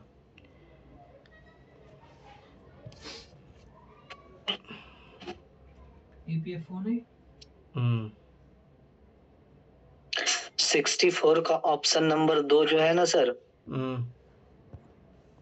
इसमें मैंने पढ़ा है सर कि जो हाइब्रिड बीज होता है ना सर, उसको प्रत्येक मौसम के पहले खरीदना पड़ता है, क्योंकि जो हाइब्रिड बीज होते हैं ना, वो एक बार अगर आपने लगाया पेड़ में और उसकी फली हुई, उस फली को आप अगर खेत में दोबारा छिड़केंगे तो वो उगेगी नहीं। अच्छा ठीक है, देखो ये सब लोग देखो पेपर, एक ऑप्शन भी चेंज नहीं किया उसने। ठीक है, सेम आंसर है, सेम क्वेश्चन है, सब कुछ वही है। ठीक है, छोड़ो, अब आओ इधर। तो मैं फिर बता रहा हूँ, अमित एक तो गलत सोर्स यूज़ करो फिर तुम लोग मरोगे, फिर मुझे मत बोलना। और मैंने कितनी बार बोला, ओनली बिलीव यूपीएससी आंसर की। ये पता कहाँ खेल रहा है, लैंग्वेज पे खेल रहा है इस क्वेश्चन वर्स में। कुछ ही नहीं है, सेम है, एक दो लाइन चेंज है। अरे दादा एक ही है, पढ़ो और ये पढ़ो, मैच कर लो आपके सामने। क्या है पीड़े के प्रति किया है और क्या? पीड़े को प्रतिरोध के अतिरिक्त अलावा बात तो एक आप फोड़ देना तुमने। खेल तो मेरा है ना, इंग्लिश देखो जाके सेम ही है, और ट्रांसलेशन वाला गलती कर दिया होगा, सेम है सारे ऑप्शन। चलो ठीक है, इधर देखो, पीड़िकों को प्रतिरोध के अतिरिक्त वे कौन सी संभावनाएं हैं जिनके लिए आनुवंशिक रूप से रूपांतरित पादपों का निर्माण किया गया। स्वाभाविक सी बात है। ठीक है, एक तो ये चीज़ है कि भाई पीड़िकों प्रतिरोध के अतिरिक्त, ये याद करो बेटी बैंगन का इसीलिए तो किया गया था। ठीक है, जेनेटिक इंजीनियरिंग उसके बात कर रहे हैं। ठीक है, कौन कौन सी संभावनाएं, सूखा सहन करने के लिए उन्हें सक्षम बनाना, तो ये बात तो आजकल चल रहा है, अच्छा खासा चल रहा है, पॉजिटिव बात है। उत्पाद में पोषक की मान बढ़ाना, आजकल याद रख रहा हूँ, गोल्डन राइस वाला एग्जाम्पल आपने सुना होगा। ठीक है, उनकी सेल्फ लाइफ बढ़ाना, टमाटर की, इनकी सबकी सेल्फ लाइफ बढ़ाने की बात आराम से हो रही है आजकल। अब देखो भाई, स्वाभाविक सी बात है कि देखो संभावनाएं बोला है, पॉसिबल वे में बोला है। मुझे बताओ, अंतरिक्ष यानों और अंतरिक्ष स्टेशन में उन्हें उगने और प्रकाश संश्लेषण करने के लिए सक्षम बनाने, ये क्या मतलब है? इसमें कोई मतलब है? आप खुद ही सोचो। भाई अपने को खाने पीने के सामान धरती पे चाहिए, वहाँ चंद्रमा पे, वहाँ पे चाहिए, अंतरिक्ष स्टेशनों पे चाहिए। ठीक है, तो थर्ड स्टेटमेंट आएगा, सी आंसर आएगा। अब देखो ये चीज़ समझो, ये क्वेश्चन जो है रिपीट हो रहा है, इसका मतलब समझो। इसका मतलब यूपीएससी देखो कहीं ना कहीं अभी तो देखो, अभी ऐसा नहीं है कि क्वेश्चन, पहली बात तो यूपीएससी पीवाईक्यू से अपने को बहुत सारे क्वेश्चन मिल जा रहे हैं जो रिपीट हो रहे हैं। मैंने क्या सोचा था मालूम है सर, ये ऑप्शन नंबर 3 का सर, कि अंतरिक्ष में पेस्टिसाइड का क्या काम, वहाँ कीड़े मकोड़े होंगे क्या? अरे पेस्टिसाइड का काम नहीं है, वो जेनेटिक इंजीनियरिंग की बात कर रहा है। क्वेश्चन तो पढ़ो पहले, ठीक है, जेनेटिकल इंजीनियरिंग इसकी बात कर रहा है भाई। ठीक है, तो समझ बात, पहली बात तो अंतरिक्ष में स्टेशन, वहाँ पेड़ पौधे क्या ही करो, अब पहली बात वहाँ से ही उत्पादन बढ़ाना अपने को। चलो ठीक है, ये क्वेश्चन देखो आगे जाके ये रिपीट होगा, ठीक है, ध्यान से समझ रहा है ना। अब देखो ये क्वेश्चन मेरा है मानना कि ऐसे क्वेश्चन यूपीएससी बनाने का मतलब यही है कि अगर आप लैंग्वेज नहीं पढ़ रहे यूपीएससी के, अब देखो मैं एक चीज़, क्या करो, एक चीज़ याद रखना है ना कि यूपीएससी जो भी पेपर बनाती है इसका मतलब समझो क्यों है, ये ऐसे लैंग्वेज क्यों देता है, चाहता आपसे नॉलेज चेक नहीं करना चाहता, वो आपसे चाहता है कि आप जो है ये एक वर्ड दिया रहता है उसको पकड़ना सीखो, और वो खुद, मैं फिर बताऊँ ये ट्रिक कभी नहीं हटेगी, जैसे सभी वर्ड हो गया, ये कभी नहीं हटेगी, क्योंकि ये यूपीएससी चाहता है कि कल भाई आप बहुत ब्यूरोक्रेट बनोगे, सब बता एक एक आपको डिसीजन लेना है तो आप एक एक लाइन, एक एक अक्षर पढ़ोगे, तो ये आदत आपके अंदर डेवलप कराना चाहती है। याद रखें ना, यूपीएससी ये फालतू में मार्केट में चल रहा है कि ये ट्रिक पता लग गई यूपीएससी को हटा देगी, ये सब फालतू की बातें है, जी याद रख लेना, ये कभी नहीं हटाएगी जो मैं पकड़ के सिखा रहा हूँ तुम लोगों को, क्योंकि ये भाई सबाई से बात शब्दों में है ना, हाँ शब्दों का खेल, उन शब्दों को बस वही चीज़ है ना, तो ये चीज़ कभी नहीं हटेगी। वो हटेगी तो जो तुम लोग खेलते हो कि साइंस में डी मार दो, वो जो उसमें खेली है यूपीएससी। चलो आगे देखो, दादा भाई नौरोजी को भारतीय राष्ट्रीय आंदोलन का सर्वाधिक प्रभावी दिन क्या थी, सर्वाधिक प्रभावी दिन पूछा है तो समझ बताओ, स्पेसिफिक क्वेश्चन की डिमांड हो गई।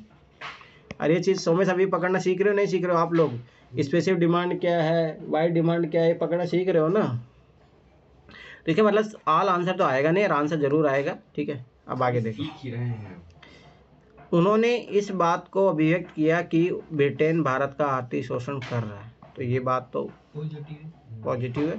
और सबसे बात आर्थिक शोषण, देखो याद रखो, राष्ट्रीय आंदोलन, देखो ये चीज़ें एक वर्ड पकड़ो, भारतीय राष्ट्रीय आंदोलन, राष्ट्रीय आंदोलन मतलब अंग्रेजों के काल का टाइम था, अंग्रेजों काल के शोषण हो रहा था, तो ये उसको उजागर किया, तो बहुत अच्छा काम किया ना, पॉजिटिव काम है, ये तो जरूर आएगा।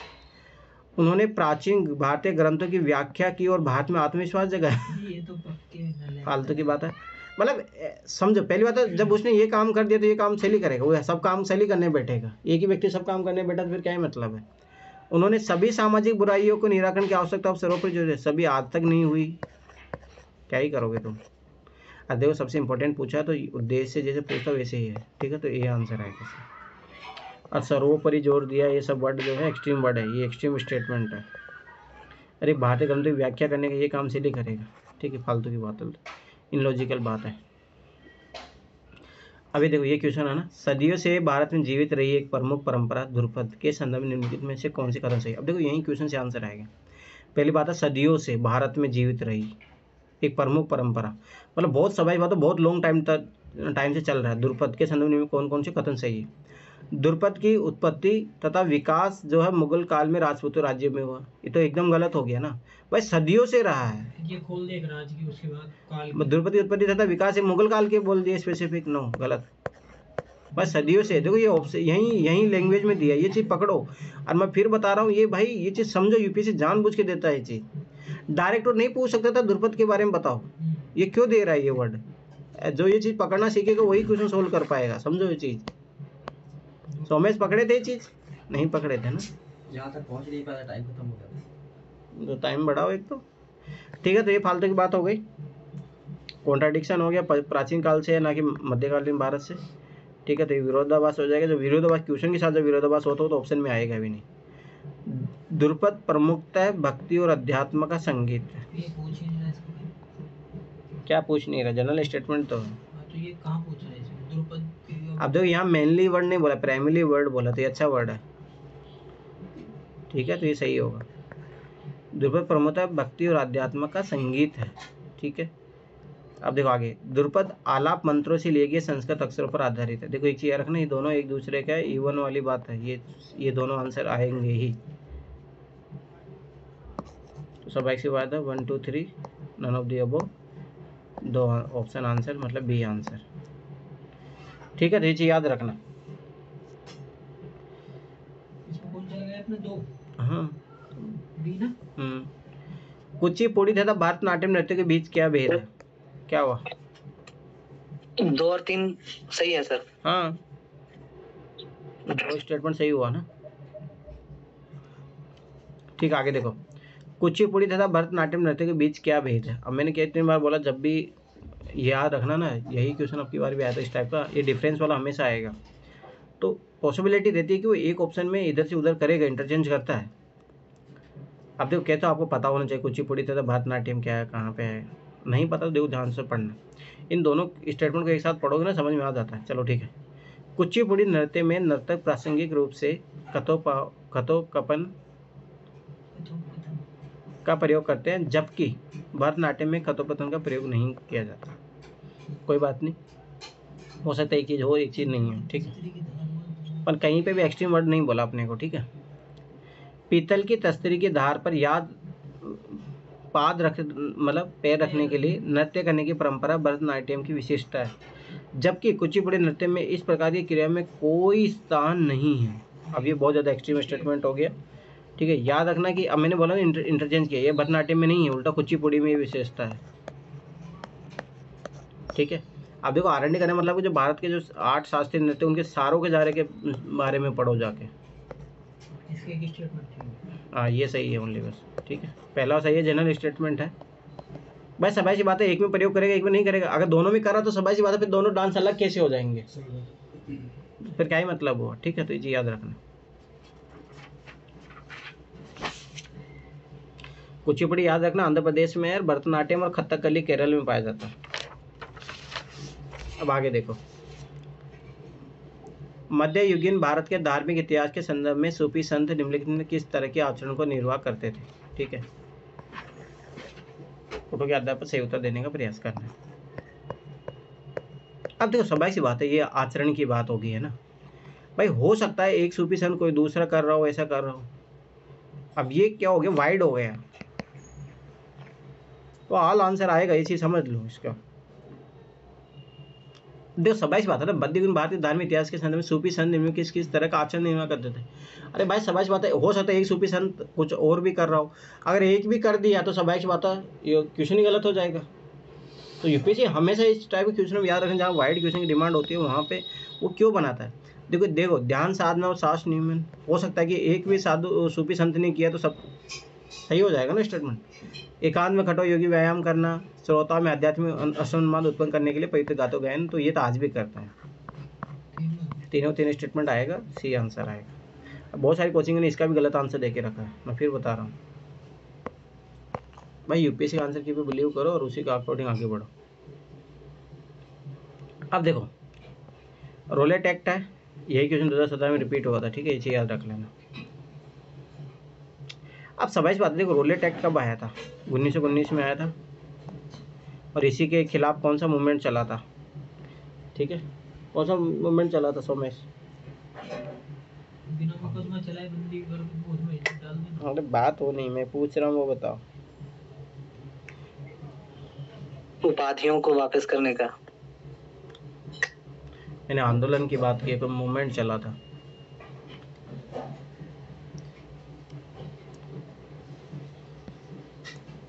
ठीक है, असहयोग आंदोलन चला था।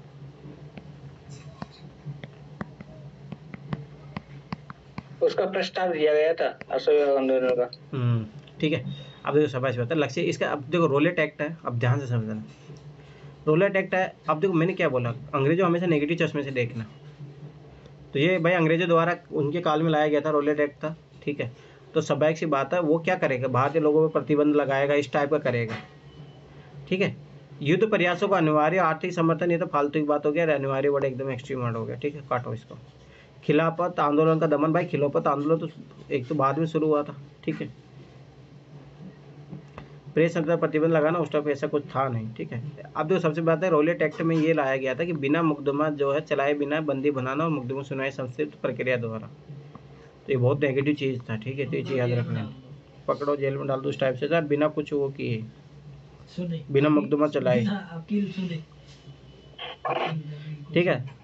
और दूसरी बात, खिलाफत आंदोलन देखो 1920 में शुरू हुआ था, तो क्या है 1919 में, उससे जब शुरू नहीं हुआ उससे पहले कैसे खत्म कर दोगे तुम इसको, ठीक है। अब ये देखो, भारतीय राष्ट्रीय कांग्रेस का लाहौर अधिवेशन इतिहास में इसलिए बहुत प्रसिद्ध है क्योंकि, अब देखो बहुत इंपॉर्टेंट है, तो कोई पॉजिटिव चीज़ होगी बहुत बड़ी। कांग्रेस ने पूर्ण स्वराज्य की मांग को एक संकल्प पारित किया, तो ये बात सही है यार, यही तो मैंने बोला था उस दिन, याद करो 2011 में आया था नेहरू रिपोर्ट का क्वेश्चन, ठीक है। तो लाहौर में, हाँ और एक वर्ड भी है। ठीक है। और याद रखना, इसका जो लाहौर अधिवेशन, इसका अध्यक्ष जो किया था जवाहरलाल नेहरू किया था,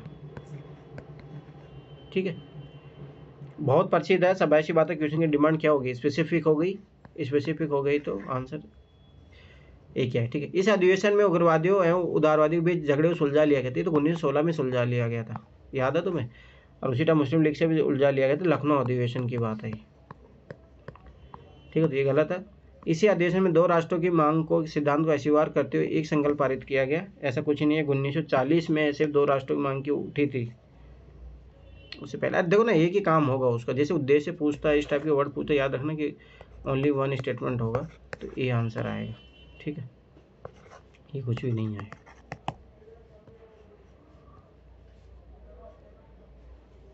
अब देखो अगला क्वेश्चन, ये एनसीईआरटी क्वेश्चन है डायरेक्ट।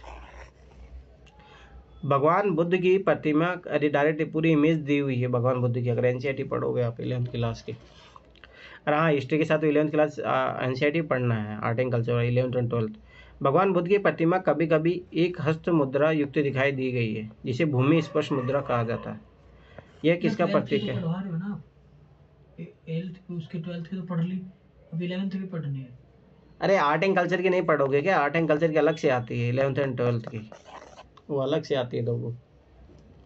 तमिलनाडु बोर्ड वाली? अरे तमिलनाडु बोर्ड नहीं, एनसीईआरटी, ठीक है। तुम लोग कहाँ से हो, तुम लोग क्या ही अलग लेनी पड़ेगी। अरे तो भाई अलग आती है तो अलग लेनी नहीं पड़ेगी क्या? ये तो लूटता मचाता है। नहीं ले तो लेंगे, मुझे पता नहीं था ना, मैं तो तमिलनाडु बोर्ड वाली समझ रहा था। ना, एनसीईआरटी की आती है, आर्ट एंड फाइनेंस की, कला एवं संस्कृति की। चलो ठीक है, सुनो। अब भूमि स्पर्श मुद्रा का है, देखो सुबह से बात, भूमि स्पर्श मुद्रा सुबह से बात, जैसे याद रखना कि जैसे गांव में होता है ना कि जल पे हाथ रख के कसम खा, या तेरे बेटे पे हाथ रख के कसम खा के झूठ बोल रहा है, सही है। ये मतलब अपने आप को साक्षी देने का है, ठीक है। अपना तो साक्षी होने मतलब सब ऐसी बात है कि भाई मैं सही नहीं, मैं सही हूँ, गलत नहीं हूँ, ठीक है। अब सोचो कहाँ पे ऐसी स्टेटमेंट, ऐसी बात की गई है। अरे एक चीज़ याद रखना कि जो भारतीय लौकिक परंपरा में जो चीज़ें पाई जाती है ना, वो ऐतिहासिक काल से है, वो ऐसा नहीं है। मार पर दृष्टि रखने पर अपने ध्यान में भी, इसमें भी बहुत सारी कोचिंग वाले ने आंसर गलत दे के रखा है अभी भी, ठीक है। मार पर दृष्टि रखने में अपने ध्यान में विघ्न डालने से मार को रोकने के लिए बुद्ध का धरती का आह्वान। देखो ऐसे बुद्ध फालतू की क्रिस्मेटिक बातों पे बिलीव नहीं करता है। दूसरी बात ये चीज़ याद रखना, बुद्ध धर्म बना है तो स्वाभाविक सी बात है वो हिंदू धर्म में जो कर्मकांड है उन चीज़ों से अलग बनेगा, उनको छोड़ के बनेगा। मार के प्रबोधन के बावजूद अपनी सुचिता और शुद्धता का साक्षी होने, देखो ये मिल गया, साक्षी होने के लिए बुद्ध का धरती का आह्वान, ये बात सही है। बुद्ध को अपने अनुयायियों को स्मरण कराना कि वे सभी धरती से उत्पन्न होते हैं और अंततः धरती में विलीन हो जाते हैं, अंतर जीवन संग्रहणशील है, फालतू की बात है, ठीक। तो ये चीज याद रखना। ये मार क्या है सर? अरे मार एक राक्षस है, मतलब एक बुरी शक्ति बोला जाता है, ठीक है। तो ये क्या होता है कि बुद्ध को मतलब लालच देने आता है। अरे पूरा इमेज है, तुम जाके एनसीईआरटी में पढ़ना हो। मार पूरी अपनी सेना लेके आता है बुद्ध को भ्रमित करने के लिए, उसकी तपस्या को भंग करने के लिए। अरे जैसे पहले राजा महाराजा या नहीं, पहले जो साधु सन्यासी होते थे उनका जो भंग करने के लिए वो जैसे इंद्र भेज देता था परियों को, क्या नहीं अप्सराओं को भेज देता था वो भंग करने के लिए, तो वही चीज है ये, उर्वशियों को मतलब वही चीज है, सिमिलर वही कॉन्सेप्ट है इसमें भी, कि इसमें जब बुद्ध जब तपस्या कर रहा होता तो बुद्ध को भंग करने के लिए वो आता है मार अपनी सेना को लेके, ठीक है। बस वही चीज़ है, वो पूरा इमेज है, पूरा अच्छे खासा दिया हुआ है एनसीईआरटी में पढ़ना, ठीक है। जैसे देखो मैं फिर बता रहा हूँ, ये कब जब आप लोग ये हिस्ट्री के एनसीईआरटी सब पढ़ लोगे तो मेरा मानना है कि तो फरवरी में जब भी कभी टाइम मिलेगा छुट्टी का, है ना, तो ये अपन नेशनल म्यूजियम घूमने चलेंगे। मेरा मानना है कि वो देखना चाहिए, हिस्ट्री आपका क्लियर हो जाएगा, जो आप पढ़ते हो चीज़ें विजुअलाइजेशन करोगे तो ज़्यादा अच्छा रहेगा। तो एक बार देख लेना चलते हैं घूमने। हाँ, पर पहले पढ़ तो लो, नहीं फिर वहाँ पे भी यही पूछोगे ये क्या है? ये क्या है? ये राजस्थान में जो राजा जयसिंह ने बनवाया है ना सर, राजस्थान में बनाया है ना, हाँ, तो वो भी बहुत इम्पोर्टेंट है। अरे क्या जय सिंह ने बनाया है? अरे यहाँ पे दिल्ली में नेशनल म्यूजियम की बात कर रहा हूँ मैं। नक्षत्र। अरे वो जंतर मंतर है, वो जंतर मंतर है। ठीक है, अब आगे देखो। वेधशाला है। अब देखो, वैदिक आर्यों का धर्म प्रमुख था। अभी पूछ लिया पूर्व वैदिक धर्म आर्यों का धर्म प्रमुखता क्या था। अब देखो मैं फिर बता रहा हूँ, उस टाइम वैदिक काल में, ठीक है, तो सबाई की बात है, मूर्ति पूजा ये ज़्यादा इंपॉर्टेंट नहीं थी, प्राकृतिक पूजा और यज्ञ, नेचर की इंपॉर्टेंट बहुत ज़्यादा। देखो फिर दूसरे देखो ऑप्शन सी और डी ए की बात कर रहा है, प्रकृति पूजा आंसर इसी में से होगा। ठीक है, अब देखो ध्यान देखना, यज्ञ 2 में इनमें दिया है, तो ये ऑप्शन ऑलरेडी कर चुका तो सी आंसर आ जाएगा। क्योंकि इसमें यज्ञ और भी भक्ति है। इंपॉर्टेंट नहीं था उस टाइम, याद रखना, भक्ति तो बाद में आया है, ये सब भक्ति का ये सारी चीज़ें। प्रकृति पूजा ज़्यादा इंपॉर्टेंट थी, यज्ञ ज़्यादा से ज़्यादा लोग करते थे, याद करो, इंद्र बनने के लिए। भक्ति और ये मूर्ति तो बाद में हुआ।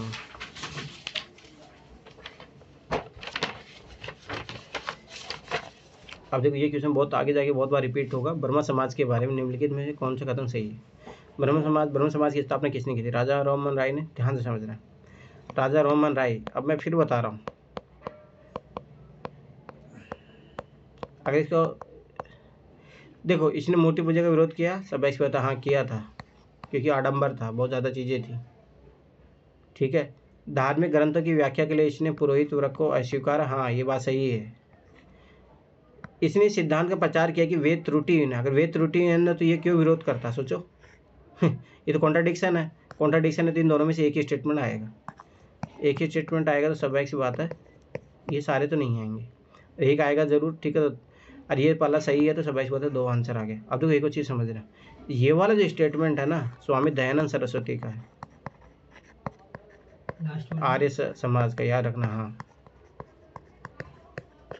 आर्य समाज का। ठीक है,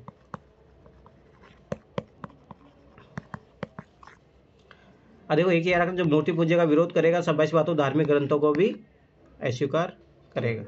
ठीक, अब आगे देखो, वो इसमें हाँ इवन ओड वाले कॉन्सेप्ट भी लगा सकते थे आप इसमें, वो भी लग जाएगा।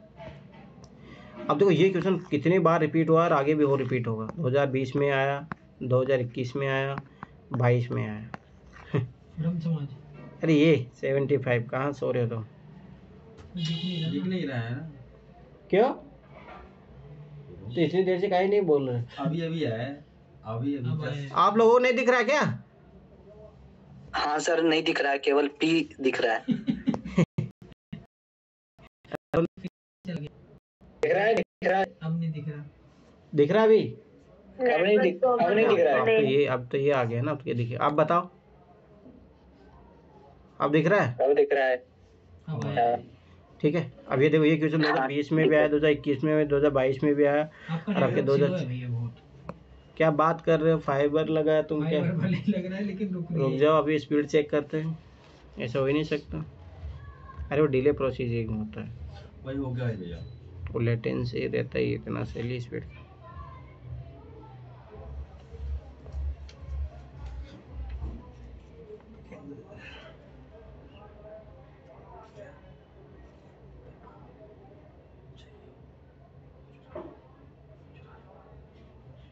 पता नहीं, कुछ बताया था कैसे चेक करते, मुझे पता भी नहीं। चल छोड़, वो तुम्हें पता चल जाएगा वाईफाई में कितने एमबीपीएस दे रहा, बताऊं?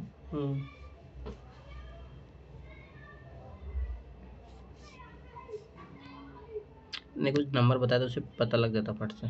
Downloading 51 Mbps, 292। 40 MBPS इतने कैसे देगा? वो -40 MBPS से तो लगा है। लिंक की स्पीड तो ये दे रहा है। नहीं, वो गलत है। सिग्नल -51 में दिखा रहा है, ये आता पूरा इसका बायोडाटा, जिससे चेक सा करते हैं अपने उससे। चलो ठीक है, तो क्वेश्चन देखो सब लोग। ठीक है, 2020-21 से आया था, देखो ध्यान से पढ़ना। इसमें 2022 में ऐसा होता है, ये क्वेश्चन है ना, यही डायरेक्ट आंसर है। कुछ हो नहीं रहा है, क्या नहीं हो रहा? बहुत लेट प्रोसेसिंग हो रही है, बहुत। आप वहां पहले लिख दे। रुको 1 मिनट, इंटरनेट स्पीड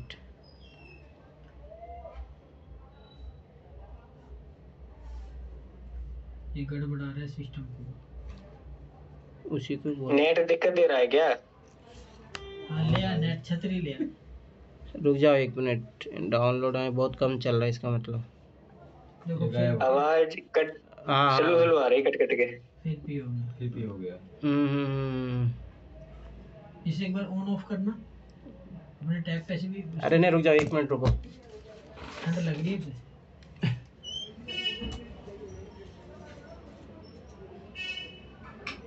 सिस्टम है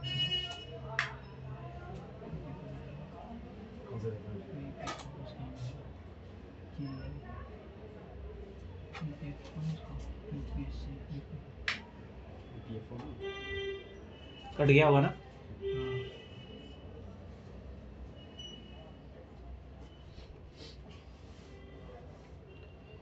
बता दो तो क्लास हट जाएगी फिर रिकॉर्डिंग देख तो होगी है बड़ी समस्याएं हैं क्या कहते कभी कभी उसका हेड ऑप्टर जो है ना वो जब हीट हो जाता है वो बंद करना चाहिए। स्लो हो जाती है। आदमी ऐसा तो थोड़ी ना है, क्या बात कर रहे हैं बाहर ही लग रहा है। आपको ये बता रहा एयरटेल है वो। तो रिकॉर्डिंग वाली थी। ठीक है कितने क्वेश्चन करवा दिए उसके बाद मैंने यहाँ से तो शुरू किया था ना 75 से है ना। शायद एक दो था, एक दो। ठीक है कोई नहीं ये सॉल्यूशन देख ही लेंगे। और इवन वाले देखो इसमें सारे जनरल स्टेटमेंट है 75 में, इसलिए इसका डी आंसर है। मतलब डी मतलब सी, तीनों के तीनों स्टेटमेंट इधर इवन ओड वाला क्योंकि कैपिटल इसका ना 4 नहीं होगा।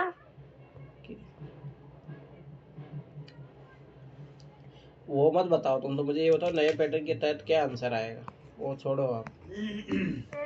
स्टेटमेंट सही है। ये 3 स्टेटमेंट 4 में कौन सा गलत है सर कितना आंसर आएगा इसका? हाँ क्या काजल क्या आएगा? केवल 2 बी आंसर। शाबाश काजल।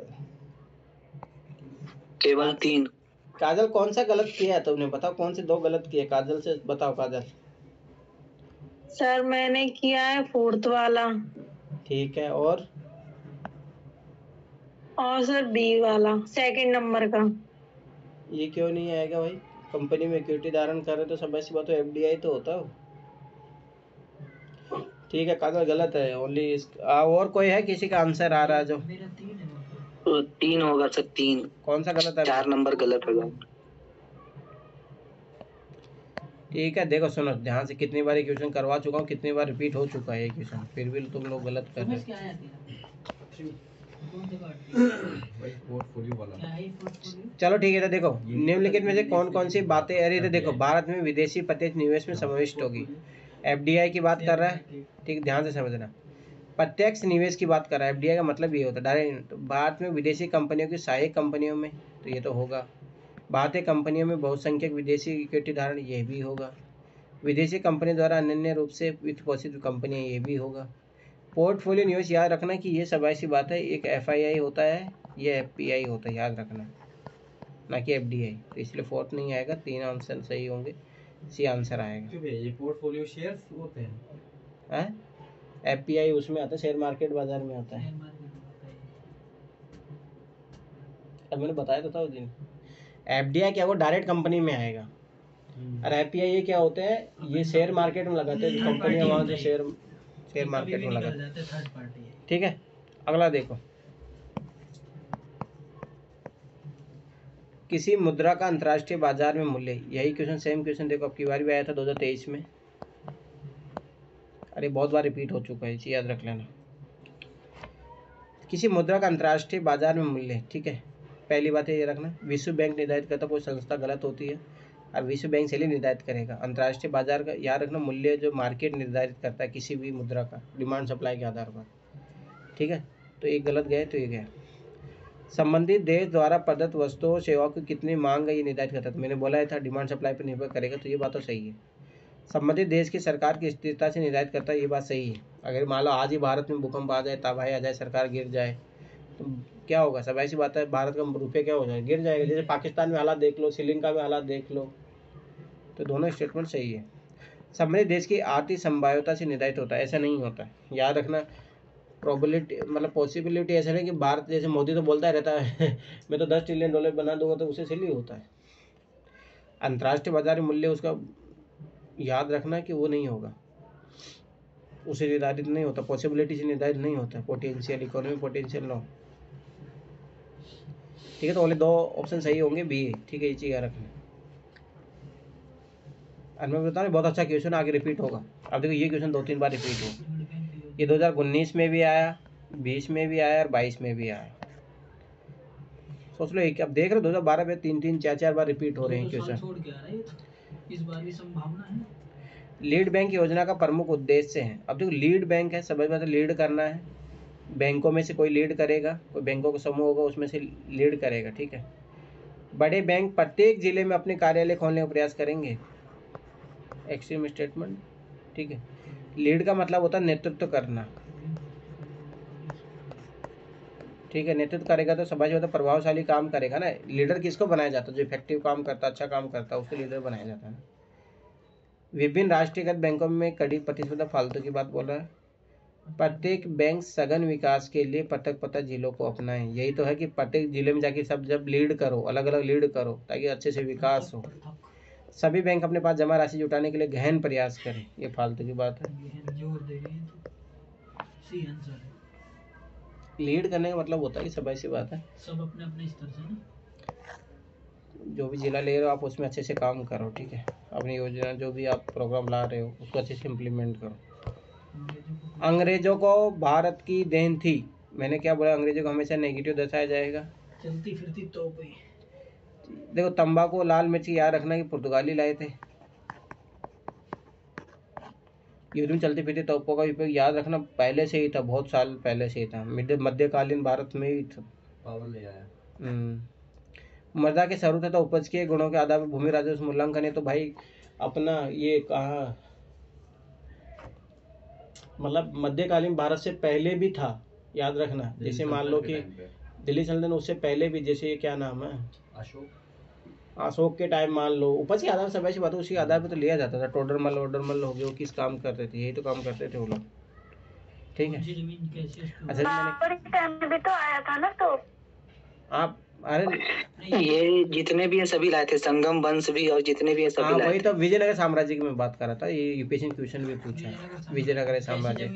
हाँ, अरे सब ऐसी बात है ना कि अंग्रेजों की देर नहीं थी। तो ये सारे ऑप्शन गलत होंगे। अंग्रेजों मैंने क्या बोला? नेगेटिव वे से दर्शाया जाए। चलती फिरती तो कौन ले गए?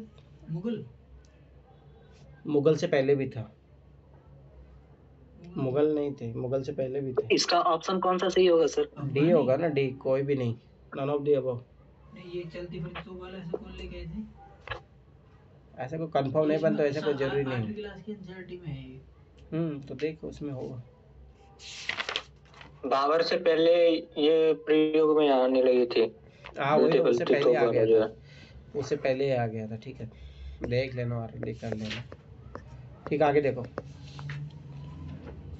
प्राचीन भारत में देश की अर्थव्यवस्था में अत्यंत महत्वपूर्ण भूमिका निभाने वाली श्रेणी संगठन, देखो किस में निभा रही है? अर्थव्यवस्था में। निम्नलिखित में कौन कौन से कथन सही है? प्राचीन भारत की बात बोला, देश की अर्थव्यवस्था में पॉजिटिव बात बोल रहा है। प्रत्येक श्रेणी, प्रत्येक पहली बात एक्सट्रीम वर्ड, श्रेणी राज्य के केंद्रीय प्राधिकरण के साथ पंजीकृत होती थी और प्रशासनिक स्तर पर राजा का उनका प्रमुख होता था। ठीक है, ये गलत बात है। रजिस्टर्ड तो आज भी नहीं होती है। संगठन है, कोई ऑर्गेनाइजेशन, बहुत सारे अनऑर्गेनाइज वे में भी चलते हैं। ठीक है, तो ये तो गलत है। दूसरी ये वर्ड याद रखना, केंद्रीय बात कर रहा था ना। श्रेणी ही वेतन, काम करने के नियमों, मानकों और कीमतों को सुनिश्चित करती थी। देखो ये केंद्रीय होगा तो बस समझ बात यहाँ से होना चाहिए था, नहीं तो कॉन्ट्राडिक्शन है। इन दोनों में से एक ही सही होगा। श्रेणी का अपने सदस्यों पर न्याय का अधिकार होता था। देखो ये भी यहाँ पे कॉन्ट्राडिक्शन हो रहा था, स्वाभाविक सी बात है, ये तो गलत जाएगा। और ये दोनों के दोनों सही है। अरे दोनों इवन, मतलब इवन ओड वाली बात भी आ गई। यहाँ पे दोनों एक जैसी बात कर रहे हैं। ठीक है, तो 2 ऑप्शन सही होगा, तो मतलब बी आंसर आएगा। हाँ बोले पूजा। लाए थे 15 युद्ध में 1526। आवाज अटक रही है पूजा तुम्हारी। सर बाबर के टाइम में आया था 1526 में ना, पानीपत की जो युद्ध हुई। हाँ देख लेना एक बार, देख लेना। मुझे ऐसा लग रहा है कि शायद उससे पहले जो तुगलक वंश थे ये सब उसमें भी आ चुका। उससे पहले आया था, सल्तनत काल में आया था वो। हाँ वो एक बार देख लेना, वो देख लेना एक बार। ठीक है, अगला देखो। ये क्वेश्चन देखो 18 में भी आया, 2018 में, 19 में भी आया, 21 में भी आया। और एक चीज़ देखो, अब की बार 2023 में भी आया। मतलब कहने का मतलब है कि जो ये वाले जो चीज़ होती है हर साल 1 साल छोड़ के पूछता है, तो अब की बार कम चांस है कि एक्ट से क्वेश्चन आए। अब की बार आया था देखो 2023 में, अब आगे चांस नहीं है। मतलब फिर भी पढ़ लेना, परंतु समझो ये चीज़ हर साल रिपीट होता है। भारत के संविधान में केंद्र और राज्यों के बीच किए गए शक्तियों का विभाजन इनमें से किसमें उल्लेखित योजना पर आधारित है? सीधे से सिंपल सी बात है, 1935 का एक्ट था, इसी में ही है। इसी में केंद्र सूची राज्य सूची वो विषय डाला गया था। ठीक है, 1935। हाँ ये पता होना चाहिए। अरे ये 1935 एक्ट है ना, बहुत इंपॉर्टेंट है। ये दोनों एक्ट है ना, यहाँ से क्वेश्चन हमेशा बनते हैं, 19 वाला ये वाला। और अब की बार मैं बता रहा हूँ ना, अब की बार किसे आया था, 1833 वाला एक्ट से आया था ना। उसका कारण था आईपीसी सीआरपीसी में चेंजेस। अब के याद रखना फिर से आएगा कि तब 1833 वाला एक्ट वापस आएगा, 1866 वाला आएगा, क्योंकि 1866 में आईपीसी जो 1860 में जाके बन गई थी, 61 से लागू किया गया। तो देख लेना फिर इम्पोर्टेंट है आपकी बार 1833। अब देखो ये क्वेश्चन अब क्या फिर से यूपीएससी 2023 में आया, अरे उससे पहले 20 में भी, 19 में भी आया था, 20 में भी आया था। कोयला हमेशा आता है। कोयले के बृहत सुरक्षित भंडार होते हुए भी भारत क्यों मिलियन टन कोयले का आयात कर देखो कितना लॉजिकल क्वेश्चन है, कितना इजी क्वेश्चन, ध्यान से समझना। भारत की यह नीति है कि वह पुराने कोयलों के भंडार को भविष्य के लिए सुरक्षित रखे और वर्तमान उपयोग के लिए ऐसे अन्य देश आयात करे। कोई पागल देश ही करेगा अगर ऐसा कोई करेगा तो। ये लॉजिकल रीजन है, कोई मतलब नहीं। आप खुद ही सोच रहे हो, आपके पास पैसे पड़े, आप उधार लेने जाओगे? वैसे हम लोग कार्बन जीरो करने की बात कर रहे हैं 2050 तक, तो कोयला बचा के क्या करेंगे? हाँ वही तो। अरे आप ये भी चीज सोचो ना, आपके पास पैसे हैं फिर भी आप उधार लेने जाओगे, स्वाभाविक सी बात है। और मैंने क्या सोचा मालूम है सर, कि कोयले सुरक्षित रखेंगे, और अभी तो हाइड्रोजन आधारित ईंधन की बात चल रही है, तो कोयले को रख कर क्या करेंगे? अरे आप ये चीज समझो, रीजन इसका जो रियलिटी में रीजन ये है कि भारत के पास जो कोयला ना क्वालिटी अच्छी नहीं है, इसीलिए भारत को बाहर से आयात करना पड़ता है। दैट्स द रीजन, और कोई रीजन नहीं है। ठीक है, आगे देखो, ये क्वेश्चन बहुत बार रिपीट होगा आगे जाके ना। कोयला वाला अब की बार रिपीट हुआ है, याद करो अब की बार भी आया था। कोयले पर आधारित तापीय संयंत्र है या नहीं है, कोई इस टाइप का क्वेश्चन।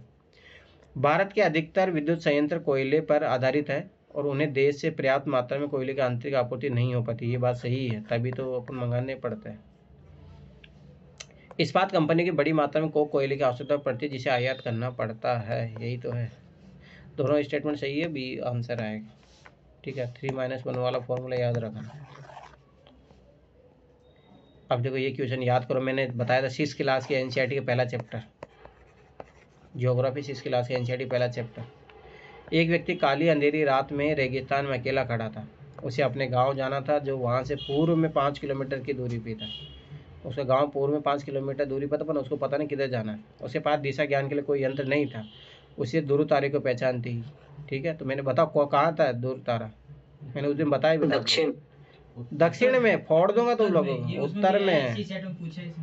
अब उसको गांव पहुंचने के लिए निम्नलिखित कौन सा मार्ग अपनाना अधिकतम सुविधाजनक होगा? सब ऐसी बात है, उसको अपने उत्तर तारे को, क्योंकि उत्तर में ध्रुव तारा उत्तर में पाया जाता है, उसको पूर्व में जाना है, तो सब ऐसी बात है, इसको ऐसे चलना है, तो अपनी तरफ बाई तरफ किसको रखेगा? ध्रुव तारे को। तो ये सी ठीक है। ठीक है, अरे एनसीईआरटी क्वेश्चन है, पहला ही जाके पढ़। क्या नाम है, सी सेट नहीं, इसमें आया था।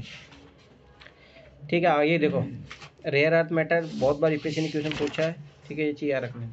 और उस क्वेश्चन में एक ट्रिक ये भी दे सकते हो, देखो ध्रुव तारे का अपनी बाई और दाई और, तो मतलब ये इन दोनों में से आंसर आएगा, COD में से। चलो ठीक है, अगला देखो, ये बहुत इंपॉर्टेंट क्वेश्चन है कि रेयर अर्थ मैटर वाला यूपीएससी ने बहुत बार पूछा है, 20 में भी पूछा है, 21 में भी पूछा है। ठीक है, तो ये याद रख लेना। हाल ही के तत्व के वर्ग है जिसे दुर्लभ मृदा धातु कहते हैं कि कम आपूर्ति पर चिंता जताई गई है। ठीक है, सोचो कि सप्लाई कम हो रही है, सप्लाई होगी तो सप्लाई से तो कम होगा। चीन जो इन तत्वों का सबसे बड़ा उत्पादक है, द्वारा इनके निर्यात पर कुछ प्रतिबंध लगा दिए। कुछ प्रतिबंध, तो सबाई प्रतिबंध लगा देगा तो क्या होगा? सप्लाई प्रभावित होगी। ये बात तो सही है। ठीक है, ये चीज़ समझो। चीन, ऑस्ट्रेलिया, कनाडा और चिली को छोड़कर अन्य किसी देश में तत्व ही नहीं पाए जाते। ये तो फालतू बात है, भारत में एक भी पा गया तो गलत हो गया ना, पूरे वर्ल्ड में कहीं नहीं पाया जाएगा तो गलत हो जाएगा। सोचो कितना एक्सट्रीम वर्ड है, काटो। ये हो गया, 2 हो गया। ठीक है, दुर्लभ मृदा धातु विभिन्न प्रकार के इलेक्ट्रॉनिक सामानों के निर्माण में आवश्यक है और इन तत्वों की मांग बढ़ती जा रही है। बात तो सही है, इसीलिए तो सप्लाई कम हो रही है, क्योंकि बहुत ज़्यादा डिमांड बढ़ रही है। तो बी ऑप्शन आंसर होगा। मैं फिर बता रहा हूँ, ये रेयर अर्थ मेटल अच्छे से पढ़ लेना, 3-4 बार आ चुका और आगे भी आएगा। अब देखो ये भितरकणिका याद करो, 2011 में भी आया, 2021 में भी आया, 2023 में भी आया, हर साल आ रहा है। कौन कौन से बाघ आरक्षित क्षेत्र है याद रख लेना। देखो बांदीपुर कर्नाटक में ये बाघ आरक्षित क्षेत्र है। भितरकणिका नहीं है, ओलिवी रिडले टर्टल के लिए फेमस है। ठीक है, ठीक है। मानस है, मानस टाइगर रिजर्व भी है, असम में पाया जाता है, सुंदरबन वेस्ट बंगाल में पाया जाता है। 3 आंसर आएगा सी। और मैं फिर बता रहा हूँ, ये क्वेश्चन आगे भी आया है। कौन कौन सा आएगा इसमें? मानस आएगा, बांदीपुर और सुंदरबन। भितरकणिका नहीं आएगा। तो 2021 में क्वेश्चन आया है वो। अब देखो ये क्वेश्चन बहुत क्लाइमेटिक क्वेश्चन है, बहुत एनसीईआरटी में डायरेक्ट मिलेगा आपको। दक्षिण भारत से उत्तरी भारत की ओर मानसून की अवधि घटती है। बात सही है ना, सोचो वहाँ जून में ही मानसून आ जाता है। और इधर देखो, जैसे अपनी तरफ नॉर्थ में देखोगे तो 27 बजे यहाँ मानसून कब आता है? जुलाई के आखिर में या अगस्त में। यहाँ तो बहुत पहले ही आ जाता है और जल्दी रिटर्न हो जाता है सितंबर तक। यहाँ सोचो सितंबर तक चलता रहता है। तो ये बात तो सही है। उत्तरी भारत के मैदानों में वार्षिक वृष्टि की मात्रा पूर्व से पश्चिम की ओर घटती है। बात सही है, क्यों? देख ध्यान समझना।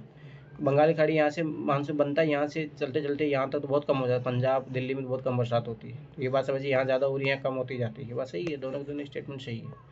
मैं फिर बता रहा हूँ, ये क्वेश्चन रिपीट होगा आगे जाके। ये कॉन्सेप्चुअल क्वेश्चन है, कॉन्सेप्चुअल क्वेश्चन हमेशा रिपीट होने के चांसेस रहते हैं, ये चीज़ याद रख लेना।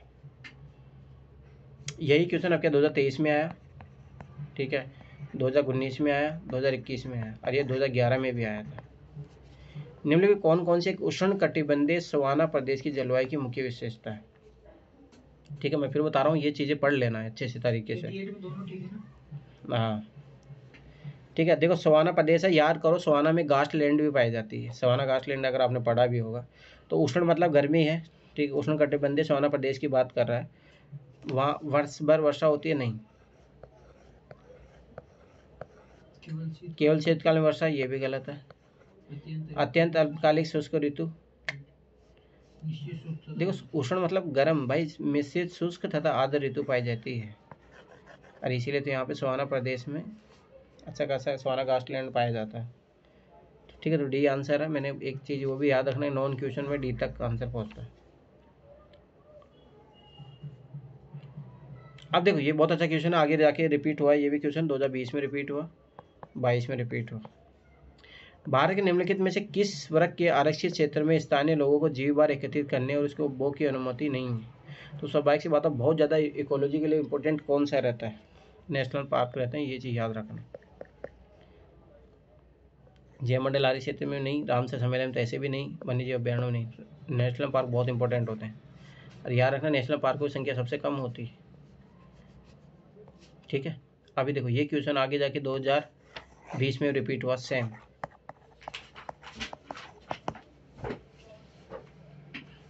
अब तुम यहाँ तक पहुँचे ही नहीं तो तुम्हें रूम पे जाके बनाना चाहिए था ना। अब ये गलत बात है ना, इतने तो आइडिया कैसे लगेगा तुम। अब देखो यूपीएससी 2018 में आया था ये क्वेश्चन, ठीक है। फिर उसके बाद में, ठीक है, अब ध्यान से समझना, जीवों के निम्नलिखित प्रकारों को विचार कीजिए, कौन कौन से परागणकारी है। अब भाई सवाल बात, जो उड़ रहा है वो परागणकारी है कि उड़ेगा? जैसे एक फूल से बैठा दूसरे फूल पे जाके बैठा, ये परागण का काम करता है। चमगादड़ भी करती है, मधुमक्खी भी करती है, पक्षी जो उड़ रहा है वो सब करेगा। ऑल आंसर आएगा, क्वेश्चन डिमांड वाइड है, सी आंसर। ये कॉन्सेप्ट समझो, अब इसके लिए पढ़ना नहीं है कोई चीज़, ये कॉन्सेप्ट है कि भाई सबाई होता है। परागण का मतलब क्या होता है? एक फूल से बैठ के दूसरे फूल पे बैठ गया, तो कोई भी जो उड़ने वाला जीव है वो करेगा ये काम। अब देखो ये क्वेश्चन यूपीएससी 2023 में रिपीट हुआ आपकी बार। अभी मैं बता रहा हूँ कौन सा रिपीट हुआ था। निम्न कौन सा एक प्राणी समूह है जो संकटपन जाति को संवर्धन। मैं फिर बता रहा हूँ, एक बार जाके जरूर देख लेना कि क्रिटिकल इंडेंजर्ड में कौन कौन है। वो आयुष्मान की जो रेड लिस्ट है वो देख लो भाई, वो हर साल इंपॉर्टेंट है। अब क्या 2 क्वेश्चन रिपीट हुए थे 2023 में उससे। अब देखो ध्यान से समझना, संकटग्रस्त में देखो ये देखो कस्तूरी मृग वाला ना, 2021 में भी क्वेश्चन आया। देखो ये कितनी बार आ चुका है। 17 में आया, 20 में आया, फिर 22 में आया, फिर 23 में आया, आगे वो आएगा, मैं फिर बता रहा हूँ। कस्तूरी मृग वाला, हाँ, ये कस्तूरी मृग वाला आया था 2022 में। और अब की बार जो आया था, ठीक है, A7 गधा ये आया था, ठीक है। इसमें से एक और चीज़ है जो पूछी गई थी, ये जो सेम डियर अब की बार भी पूछा गया है, 2020 में पूछा था सेम डियर। तो ये सारी एक बार चीज़ें जाके देख लेना, ठीक है। अब देखो मैं इस क्वेश्चन कैसे सोल्व कर रहा हूँ वो तो है ही, छोड़ो। समझ पाता है कि क्रिटिकल बहुत ज़्यादा है, कि मतलब खतरे में है। खतरे में देखो मुझे पता नील गाय तो भारत में बहुत पाई जाती है, इसको तो गोलियों को मार के, पांडा भी बहुत है न्यूज में ना, लाल पांडा, ठीक है। तो देखो नील गाय को तो बहुत जगह तो ऐसे गोली देखते मारने की अनुमति दी गई है, क्योंकि बहुत ज़्यादा संख्या में फसलों को नुकसान पहुँचाती है। तो ये तो आंसर आएगा नहीं। बंदर भी भाई भारत में बहुत पाए जाते हैं, किसी प्रकार के बंदर बहुत हैं, ठीक है। नील गाय देखो फिर से आंसर आ जाएगा। महान भारतीय सारंग नहीं पाया जाता है, कस्तूरी मृग नहीं पाया जाता, लाल पांडा, ये लाल पांडा फिर से अगर चर्चा में तो बहुत इंपॉर्टेंट है। A7 गधा याद रखना, A7 गधा 2011 में अपन क्वेश्चन किए थे, ठीक है। तो ये चीज़ याद रखना। ये NCERT क्वेश्चन है साइंस क्लास का, 6 या 7 क्लास में मिल जाएगा आपको, ठीक है। अभी देखो यदि केशिक तत्व की परिघटना नहीं होती, केशिक तत्व की परिघटना नहीं होती तो क्या नहीं होता, ठीक है। ये यही पूछ रहा है। तो ठीक है 1 2 3 4 ऑप्शन बना लो। केरोसिन दीप का उपयोग मुश्किल हो जाता है, स्वाभाविक सी बात है। केरोसिन दीप का उपयोग नहीं कर पाते, जो अपन दीपक जला के और रुई से ऐसे करते हैं, क्योंकि ये केशिक तत्व की घटना होती है, इसी से जो तेल चढ़ता है और चढ़ता रहता है वो जलती रहती है हमेशा। तो ये बात तो सही है, मतलब जो प्रक्रिया ऑटोमेटिक हो रही हो उसके लिए कुछ अलग से कुछ एक्स्ट्रा काम नहीं करना पड़ रहा। कोई मधुपेय उपयोग करने के लिए एक्स्ट्रा प्रयोग नहीं कर पाता। अरे ये तो क्या बात कर रहे हो, उसमें खींचना पड़ता है, श्वास नली से ऊपर चले जाता है ऑटोमेटिक। फालतू की बात है, गलत है। स्याही शौक पत्र काम करने में विफल हो जाता। याद करो पहले बचपन में एक स्याही वाला पेन आता था, उसमें ऐसे करके रख देते तो चढ़ जाता था उस पर स्याही। तो इसमें ऑटोमेटिक हो रहा है ना काम, जिसमें ऑटोमेटिक बात हो रहा है तो वो कैसी तत्व प्रकटना। बड़े पेड़ जिन्होंने अपने चारों ओर देखते हैं पृथ्वी पर नहीं उगते, ये बात सही है। सोचो कि कैसे जड़ से सोचो पैसे ऊपर चले जाता ऑटोमेटिक, ये कैसी तत्व की घटना ही है ना। तो मतलब 3 ऑप्शन सही है, सी आंसर आएगा। अरे बेसिक कॉन्सेप्ट है, NCERT का जाके पढ़ोगे, बेसिक कॉन्सेप्ट है, बेसिक मैं फिर बार बता रहा हूँ। ये फोर्थ वाला ऑप्शन एक बार जरा फिर से देखने अरे से बड़े समझाएंगे। पेड़ जिन्हें हम अपने चारों ओर देखते हैं पृथ्वी पर नहीं उगते, स्वाभाविक सी बात है। अगर जड़ मान लो जड़ से अगर ये जो है कैसी तत्व की घटना होती तभी तो ऊपर नीचे ऊपर से जो ऊर्जा तत्व होते हैं पानी होता है वो जाता है ना, नहीं तो कैसे जाएगा। अगर सोचे कैसी तत्व की घटना हो तो ऑटोमेटिक जाता है ना, कोई अलग से कोई मशीन लगाते हैं क्या। जैसे कुएं से पानी निकालने के लिए मशीन लगाते हैं तब चढ़ता है, और इसमें ऐसे कोई सैली लगा जाता है, ठीक है। अब आगे देखो ये क्वेश्चन में आंसर छिपा है, ध्यान से समझना। मिलेनियम इकोसिस्टम असेसमेंट है, पारिस्थितिकी तंत्र की सेवाओं के निम्नलिखित प्रमुख वर्गों को वर्णन करता है। ये खुद ही बोल दिया कि 4 वर्गों में डिवाइड किया गया है, ठीक है। व्यवस्था, समर्थन, नियंत्रण, संरक्षण और सांस्कृतिक। निम्न में कौन सा एक समर्थन की बात करता है, ठीक है। अब देखो ये अपने को 4 दे दिए, देखो वही मिलान वाला क्वेश्चन था, इसको आगे जाके मिलान वाले क्वेश्चन में भी बना सकता है, वो चीज़ याद रख लेना। तो जैसे मान लो व्यवस्था, ये पहला व्यवस्था का एग्जाम्पल हो जाएगा, ठीक है। फिर ये हो जाएगा दूसरा वाला समर्थन का, ये मैं फिर बता मिलान में भी क्वेश्चन आ सकता है, बहुत अच्छा क्वेश्चन है, ठीक है। इसमें हो जाएगा ये नियंत्रण वाला, और ये चौथा हो जाएगा संरक्षण वाला, संरक्षण और सांस्कृतिक, ठीक है। अब देखो ध्यान से समझना, ये बोला कि भाई समर्थन को क्या कौन सा रिप्रेजेंट करा। अब देखो ध्यान से समझो, पहली बात मुझे ऐसा पढ़ना कि जो देखो नियंत्रण की बात कर रहे हैं, जलवायु रोग का नियंत्रण, तो नियंत्रण आ जाएगा, तो ये आ जाएगा, तो ये तो आंसर होगा नहीं, क्योंकि ये तो नियंत्रण की बात कर रहा है, तो नियंत्रण ये हो गया, तो ये गया काम से, ठीक। अब देखो व्यवस्था की कहाँ पे, खाद्यान्न और जल का उत्पादन ये मतलब क्या है, समय से क्या कर रहा है, इकोसिस्टम के लिए व्यवस्था कर रहा है, तो ये तो नहीं होगा, तो ये भी गया। अब देखो पोषण चक्रण और फसल परागण, अब ये क्या होती है, ये समर्थन होता है ना, या फिर ये इसको छोड़ो, विविधता का अनुरक्षण मतलब क्या बात कर रहा है, संरक्षण की बात कर रहा है, तो ये खत्म हो जाएगा। जब ये खत्म हो जाए तो क्या बचा, समर्थन, समर्थन के लिए क्या ऑप्शन होगा, सी ऑप्शन होगा। तो क्वेश्चन में आंसर छपा रही, मैं फिर बता रहा हूँ, कल ये क्वेश्चन आगे जाके अगर किसी एग्जामिनर के माइंड में गया तो ये मिलान वाला क्वेश्चन बना सकता है, अच्छा खासा क्वेश्चन बनेगा ये इसमें समर्थन है ना, हाँ इसमें समर्थन।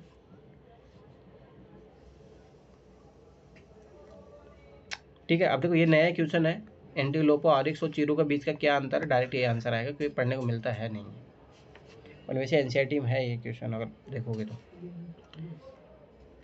और एक गर्म और शुष्क क्षेत्रों में रहने के लिए अनुकूलित है, जबकि चीरू ठंडे उच्च पर्वतीय घास के मैदान और अर्ध मरुस्थलीय क्षेत्रों में रहने के लिए। ऐसे भी चीरू पेड़ सुना ही होगा इसको वाला। हाँ, तो ये ठंडे क्षेत्रों में पाया जाता है। ठीक है, तो ऐसे भी ये नया क्वेश्चन है, तो ये आंसर आएगा, ये चीज़ तो ऑब्जर्व करना। ऐसे देखो कट जाएगा, और इस केवल पश्चिम भारत में मिलता है, जबकि चीरू केवल उत्तर पूर्वी, तो ये कट जाएगा। ठीक है, और इसका शिकार सिर्फ संभागों के लिए किया जाता है, जबकि चीरू का शिकार कस्तूरी के लिए। तो पशु की बात करें, यहाँ पेड़ की बात करें, कॉन्ट्राडिक्शन है। ठीक है, तो ये चीज़ याद रखना। ये चीर का पेड़ या चीरू का पेड़ एक ही है? अरे हाँ, एक ही है, वो ठंडे प्रदेशों में पाया जाता है। देख लेना नेट पर सर्च करके। देखो आगे, निम्नलिखित में कौन कौन से भौगोलिक क्षेत्र जैव विविधता के लिए संकट हो सकते हैं। ठीक है, क्वेश्चन की डिमांड। अब देखो ऐसे वाइड है, परंतु ऐसे नहीं पढ़ना है भी है। देखो वैश्विक तापमान, भाई देखो समझ बात है, जो बायोडाइवर्सिटी उसके लिए खतरा, ग्लोबल वार्मिंग होगी तो जंगलों में आग लग जाती है तो होगा, आवास विखंडन होगा तो होता ही है, विदेशी जातीय संक्रमण होगा तो होता ही है। पर शाकाहार को प्रोत्साहन करने से सही होगा, वो तो अच्छी बात है। उल्टे ये याद रखना, यहाँ मांसाहार लिखा रहता है तो ये चीज़ याद रख लेना, वो सही होता है, क्योंकि मांसाहार के कारण बायोडाइवर्सिटी को खतरा होता है। और दूसरी बात, मांसाहार है ना, ग्लोबल वार्मिंग को बढ़ावा देता है, ये चीज़ याद रख लेना। तो इस क्वेश्चन की डिमांड क्या होगी? C answer. संकट हो सकता है, सब कुछ तो होगा नहीं, स्पेसिफिक ही आएगा। अगला देखो, भारत में प्राकृतिक रूप से पाए जाते हैं। ठीक है, ध्यान से समझना है भाई। 27 बार चीता खत्म हो गया था, ये क्वेश्चन फिर से रिपीट हो सकता है, तो याद रखना। चीता तो भारत में पाया नहीं जाता प्राकृतिक रूप से, तो ये सीधी सी बात है, ये कट गया। गदन, काली गदन वाला सारसी तो कष्ट खूब देखने को मिलता है, उड़न गिलहरी भी, हिम तेंदुआ भी खूब देखने को मिलता है, सी आंसर आएगा। तो ये याद रखना, चीता नहीं पाया जाता भारत में प्राकृतिक रूप से, अभी तो लाया गया। ठीक है, इसमें चीता नहीं पाया जाता। हाँ, चीता पहले खत्म हो, 1951 में विलुप्त हो गया था भारत से। एशियाई चीता पूरी तरह से विलुप्त हो गया है, अभी जो आया केवल अफ्रीका से आए हैं जो है। ऐसा नहीं है, ऐसे चीता उधर तो पाया जाता है ना, ईरान में पाया जाता है, इंडिया में नहीं पाया जाता। ईरान और शायद अफगानिस्तान में, ये 2 कंट्री में से। ठीक है, निम्नलिखित कृषि पद्धतियों पर विचार कीजिए। अब देखो ये चीज क्वेश्चन यहाँ से पढ़ना पड़ेगा। वैश्विक जलवायु परिवर्तन के संदर्भ में उपयुक्त में से कौन सा मृदा में कार्बन सिक्वेस्ट्रेशन, बहुत अच्छा क्वेश्चन है, ये रिपीट होगा आगे जाके 2019 में, 20 में, 21 में रिपीट हुआ है, 3 साल रिपीट हुआ है, ये चीज़ याद रख लेना। ये 20, 21 और 19 में रिपीट हुआ था। अब जो जलवायु परिवर्तन के खिलाफ कार्बन सिक्वेस्ट्रेशन में सहायक होता है, कार्बन सिक्वेस्ट्रेशन की बात कर रहा तो ये शून्य जुताई आएगा डायरेक्ट आंसर, ये नहीं आएंगे। ठीक है, ये टेरेस फार्मिंग ये नहीं, कि शून्य जुताई होती है जो ग्लोबल वार्मिंग फ़ायदा होती है, क्योंकि देखो ऐसे बीज ऐसे सीड किया जाए, बस ऐसे किया जाता है इसमें, जीरो फार्मिंग। हाँ ओनली, हाँ ऑप्शन नए पैटर्न के तहत एक आएगा बस, ये आंसर।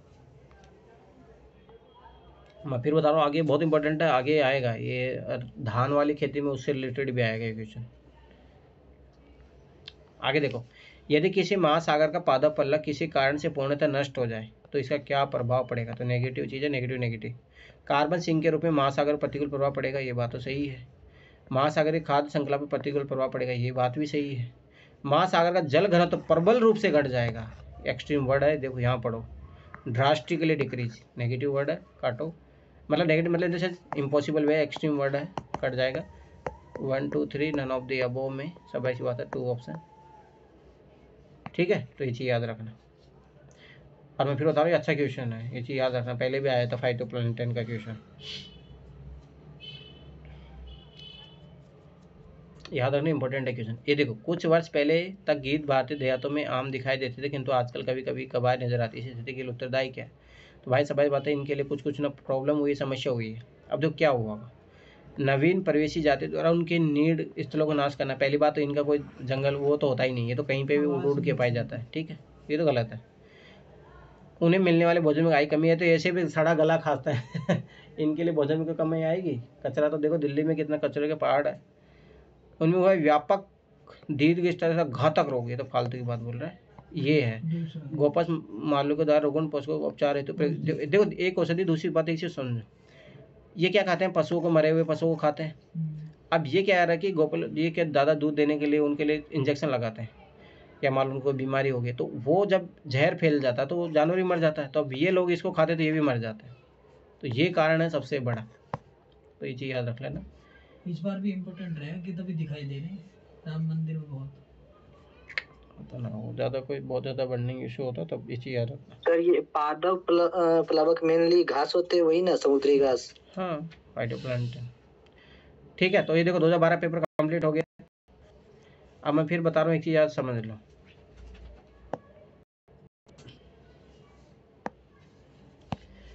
अब देखो 2013 का पेपर मैं फिर बता रहा हूँ, ईमानदारी से देना, और कोई ऐसे नहीं जाके पहले कोई वीडियो देख रहा है, ऐसे कोई नहीं करेगा। क्या ही मतलब है फिर तुम लोग। ठीक है, पहली चीज़ तो आपको सैटरडे को पेपर देना है सुबह में। जिसको अगर ईमानदारी से दे सकता कोई दे सकता, नहीं अगर मैं तो टाइमिंग शुरू करूँगा 7 से 9 डिसाइड हुआ था ना सैटरडे को। नहीं, 6 से 6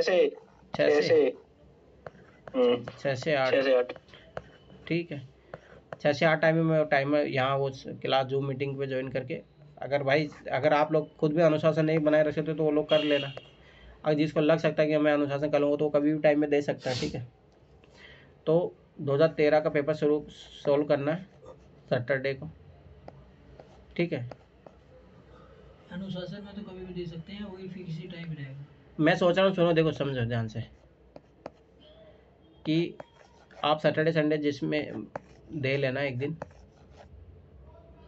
कि मैं सारथ पे पैरेलल आ जाए, 2014 का सीसेट का पेपर भी पैरेलल आ जाए।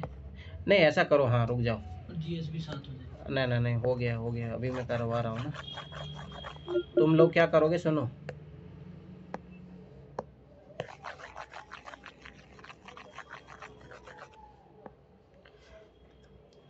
2013 का जो सीसेट का पेपर है चाहे मैं करवा चुका हूँ, तुम लोग फिर भी गलती करोगे, सोल्व करना है दोबारा से। ठीक है, 2013 का सीसेट का पेपर और 2013 का ही जीएस का पेपर शुरू करोगे। समझ में आ गया? बट 2013 सीसेट में हम लोगों ने वो नहीं किया है, कंप्रेंशन तो करना है ना, खुद से करना, तभी तो करना है ना। मैं सिखा दिया हूँ ना, सिखा तो दिया। एक आज 2012 का आज और करवा दूंगा।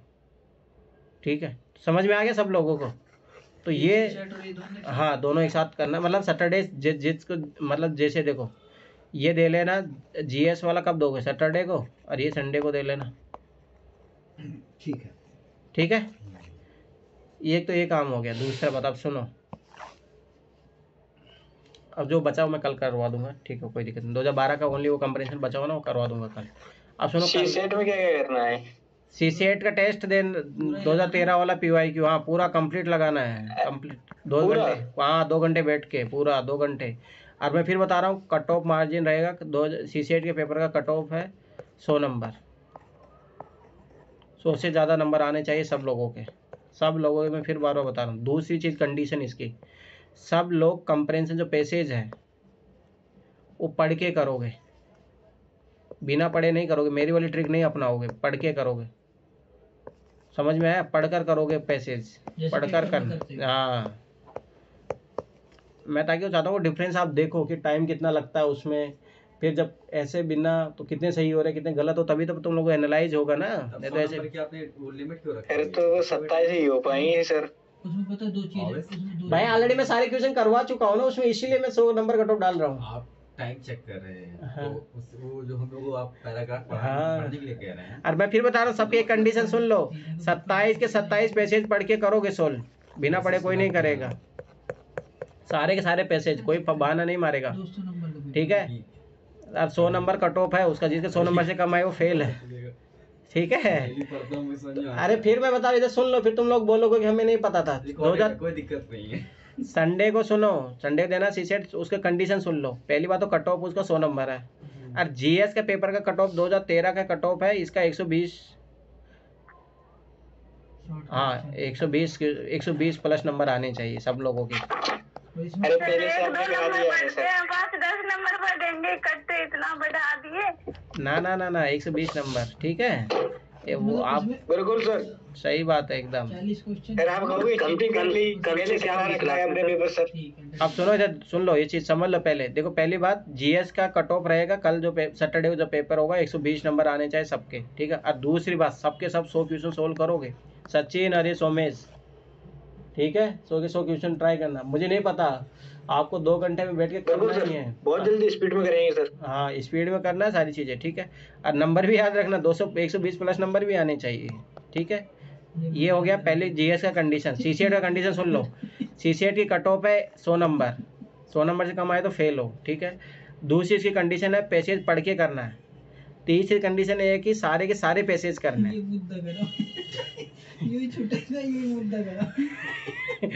अब मैं तो फंसाऊंगा ना, ऐसे इसलिए भाई ऑलरेडी तुम लोगों को पेपर करवा भी चुका हूँ, फिर भी उसके बाद में तुम लोग 100 नंबर भी नहीं ला पाओगे।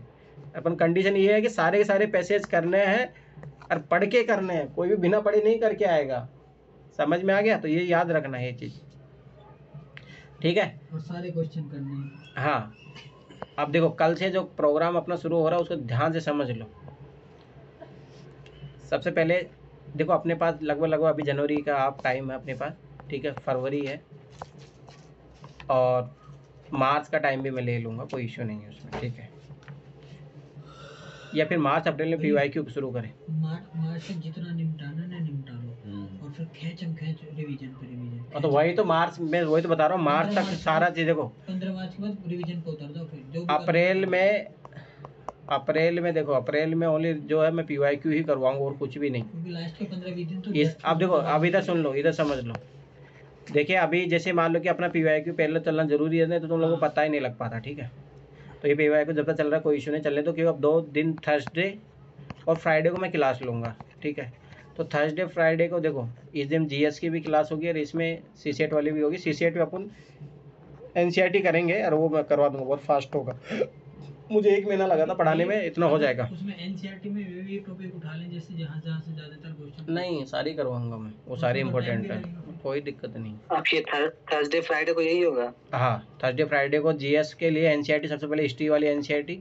तो इसमें मैं हिस्ट्री वाली एनसीईआरटी में जैसे इंपॉर्टेंट चीज़ों की मैं हाईलाइट करवाऊंगा, ओनली हाईलाइट करवाऊंगा। वो चीज़ें आपको रटनी ही है, वो तो कुछ भी नहीं करना उसमें, ठीक है। ऐसे करके अपन एनसीईआरटी कर लेंगे मार्च तक, ठीक है। मैं इंपॉर्टेंट चीज़ें बता दूंगा उसमें, ठीक है।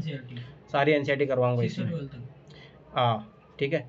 हिस्ट्री हो जाएगा, पॉलिटी हो जाएगा, ज्योग्राफी, इकोनॉमी, ठीक है, साइंस वाला, और इन्वायरमेंट इकोलॉजी के लिए जो है ये सारी एनसीईआरटी करेंगे। इसमें इंपॉर्टेंट चीज़ें मैं हाईलाइट करवा दूँगा, ठीक। इधर सीसेट में मैं लाइन टू लाइन पढ़ाऊँगा इसमें, ठीक है। लाइन टू लाइन मतलब एक ही लाइन पढ़ाऊँगा। पर याद रखना, मैं प्रश्न वाली, जैसे मान लो कि मैं इससे पहले एग्जाम्पल करवा दूँगा, ठीक है। प्रश्न वाली आप लोगों को खुद को घर पे करके लानी है, और नहीं करोगे तो फिर कोई मतलब नहीं, ठीक है। तो ये चीज़ याद रख लेना, मैं सारे क्वेश्चन करवाऊंगा, ओनली एग्जाम्पल वाले सारे क्वेश्चन। उसके बाद में आप लोगों को खुद से करके लाना है, ठीक है। कोई डाउट हो तो फिर पूछ लेना। तो सीसेट में लाइन टू लाइन करवाऊंगा, पर तो याद रखना इसमें टॉपिक वाइज करवाऊंगा, ऐसे नहीं कि क्लास वाइज नहीं चलेंगे, अपन टॉपिक वाइज करेंगे, ठीक है। तो ये चीज़ याद रख लेना, ठीक है। तो सीसेट का ये है, और साथ ही साथ काम करते रहना। और मुझे पता है कि ये लगभग मैक्सिमम फरवरी या मान लो मार्च का, मान लो 15 मार्च तक भी गए तो कोई दिक्कत नहीं है। फिर बाद में तो लोगों जब बेसिक क्लियर हो जाएगा ना, तो फिर कुछ नहीं, डायरेक्ट पे क्वेश्चन लगाएंगे, सीडीएस, एनडीएस, सीपीएफ उनके क्वेश्चन। ये कोई टॉपिक होगा तो टॉपिक में पढ़वा दूंगा 15-20 दिन का, कोई टॉपिक जैसे मान लो जो टॉपिक फॉर्मूला लिस्ट मैंने दे दिया, फिर उसके बाद में क्वेश्चन टेस्ट करवाऊंगा, ठीक है। तो ये चीज़ याद रख लेना। तो सीसेट में जितना ज़्यादा प्रैक्टिस करोगे तभी चीज़ें सही होगी, ना ऐसे नहीं होगा, ठीक है। तो ये हो गया सीसेट का, जीएस का ये करवा दूंगा, ठीक है। फिर उसके बाद में जो ओनली पीवाईक्यू करेंगे अपन, सीडीएस, एनडीए। अब जैसे आगे जाके मैं क्या करूँगा, जब ये एनसीईआरटी खत्म होते जाएगा, ये मतलब ये इधर अपने पीवाईक्यू खत्म हो जाएंगे ना, जो अभी चल रहे हैं अपना। तो इधर जैसे पीवाईक्यू अपना जो मंडे टू वेडनेसडे चलने वाला है, ठीक है। तो इधर मैं क्या करूँगा, 1 दिन, अब आगे जाके जैसे मान लो कि 4 दिन फिर अपन इसको दे लेंगे, एनसीईआरटी को देंगे। आगे जाके फिर जब 1 दिन मैं विजन की टेस्ट सीरीज को देना शुरू कर दूंगा। समझ में आ गया? तो विजन के टेस्ट सीरीज लगाते, मतलब देखो समझ लो, जनवरी मैंने जो टारगेट बताए थे याद है ना, कि आपके हिस्ट्री और पॉलिटी खत्म होने जानी चाहिए। तो फरवरी में मैं फ्राइडे से शुरू कर दूंगा, एक टेस्ट कंप्लीट करवाना। मम्मी ले गई। मतलब जैसे ये खत्म होंगे पीवाईक्यू, तो मैं साथ के साथ फिर ये कंप्लीट करवाना, विजन वाली टेस्ट सीरीज जो है कंप्लीट करवा दूंगा। तो मेरा ये है कि देखो पीवाईक्यू भी कंप्लीट हो गए, साथ में विजन वाली जो टेस्ट सीरीज है वो भी कंप्लीट हो जाएगी। जैसे ये कंप्लीट हुआ उसके बाद में फिर ओनली पीवाईक्यू करेंगे अपन। समझ में आ गया? ले गई। नगीना अपनी तरफ से बंद करो, ठीक है। तो ये चीज़ याद रखना, ठीक है। तो ये काम है, जैसे अपना पीवाईक्यू लगभग देखो आप लोग सैटरडे संडे करते जाओगे हो जाएगा वो ज़्यादा। अब जैसे आज ये कंप्लीट हो ही गया, ठीक है, मैं 33-35 क्वेश्चन कराऊंगा तो 3 दिन ही लगेंगे उसमें, तो लगभग मोस्टली एक मान लो 1 वीक में अपने 1 साल का निपट जाएगा। अपने कितना बचे हैं अभी, ठीक है, 10 वीक चाहिए, ठीक है, वो फरवरी तक हो भी जाएगा तो कोई दिक्कत नहीं, फरवरी कंप्लीट भी हो जाएगा। कल 6 का ही ना होगा सिर्फ? हाँ, कल 6 क्लास की एनसीईआरटी पढ़ेंगे अपन, हिस्ट्री भी 6 क्लास और मैथ भी 6 क्लास, ठीक है, तो ये चीज़ याद रख लेना। मैथ का भी दोनों का होगा क्या सर टॉपिक तो बता दो। टॉपिक 6 क्लास है, पहला चैप्टर। नहीं चैप्टर तो है, टॉपिक जैसे किसका टॉपिक है? अरे नंबर सिस्टम का, नंबर सिस्टम का। कब है? सर 115 की पेज है, पूरे पढ़ा दीजिए ना कल ही। क्या होगा? इसका ना पूरे बोलो बोलो पूजा, क्या बोल रही हो? 115 पेज है। तो क्या दिक्कत है? हाँ तो और कल ही कर लीजिए ना, जो 2-3 घंटे जो भी लगेंगे। फिर अरे हाँ कल के टेस्ट, नेक्स्ट डे जो है मैं एक मिनट दोबारा बोलो, क्या बोले पूजा? फिर बोले 6 में जितना भी है ना हिस्ट्री का हाँ चैप्टर सभी कल ही करवा दीजिए ना। वो तो मैं देखूंगा, ऐसे कोई काहे घबरा रहे हो, करवा दूंगा ना मैं सारा काम। अब वो तो मुझे देखना पड़ेगा ना। जैसे रुको अभी मैं तुम लोग खोल के बता जैसे मैं करवाऊंगा। जैसे सर 6 क्लास हो तो गई है, आपने लास्ट टाइम करवाई तो थी। नहीं सारा नहीं करवाया था मैंने, सुनो तो सीरी अभी। तो आप पहला ही चैप्टर दे रहे हो ना, तो पहला अरे चैप्टर मुझे लगता है हो गया है। पहला चैप्टर नहीं दे रहा हूँ मैं, उधर देखो वो मैथ का मैं दे रहा हूँ, इधर नहीं दे रहा हूँ पहला चैप्टर। इधर तो मैं जितना करवाऊंगा। देखो सुनो, मैं जो क्या काम करवाना सुनो, उसमें कहा से कुछ काम है भी नहीं मेरे लिए। उसमें बस मैं ये है कि ये जो क्वेश्चन भाई यहाँ से क्वेश्चन उठ के आते ही है वो मैं करवाऊंगा। देखो सुनो, जैसे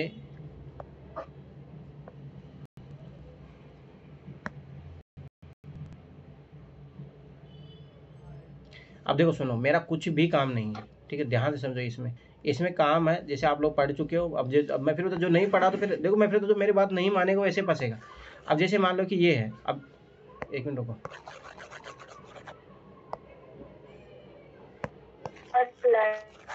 अब देखो जैसे मान लो मैं बताऊंगा, देखो ध्यान से समझना, मैं ये बताऊंगा इसमें कोई पढ़ने ये, अब देखो ये वाला जो डायग्राम है एक बार इसको देख लेना, ऑब्जर्व कर लो, इसके बारे में क्या दिया है कुछ समझने का प्रयास कर लेना, क्योंकि यूपीएससी क्वेश्चन बनाता है, ठीक है। तो बस ये यहाँ पे बस इसको एक बार देख लेना, ऑब्जर्व कर लेना, इसके अलावा कुछ ही काम का चीज़ नहीं है, ठीक है। अब आगे बढ़ो, ये कुछ भी काम का चीज़ नहीं है, ये कुछ भी काम का चीज़ नहीं है, ठीक है। ये सब मैं पढ़ के बैठा हूँ, कोई मतलब नहीं है, फालतू की बात है, ये सब कोई काम का चीज़ नहीं है, ठीक है, ये सब कोई काम का चीज़ नहीं है। हाँ ये है, ये मैं रटवाऊँगा, ये रटवा होना चाहिए, मैं पूछ लूँगा हर एनसीईआरटी में, क्योंकि क्वेश्चन यहाँ से बनेगा, तो ये तो रटना ही है, ये तो एकदम रट लो। तो मैं ऐसे अंडरलाइन करवा दूंगा भाई, ये इम्पोर्टेंट है, इसको रटना ही है। अब ये कोई काम का नहीं है, मैं यही काम करवाऊंगा और कुछ ही नहीं, जल्दी भी हो जाएगा और फालतू का तुम लोगों को ध्यान भी जाएगा, बस, ठीक है।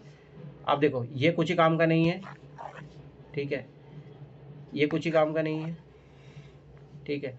अब बस इसमें से जो चीज़ें होगी, जैसे भाई ये कोई काम का चीज़ नहीं, ठीक है, इसमें क्या काम का चीज़ है तो मैं बता दूंगा, बस कोई काम का चीज़ नहीं है इसमें भी, ठीक है। तो समझ में आया? अब जैसे मैं ये बोलूँगा भाई ये तो बहुत इंपॉर्टेंट है, वेरी वेरी इंपॉर्टेंट लगवा दूंगा, वेरी वेरी इंपॉर्टेंट, समझ में आया? तो मैं इस तरीके से काम करवाऊंगा।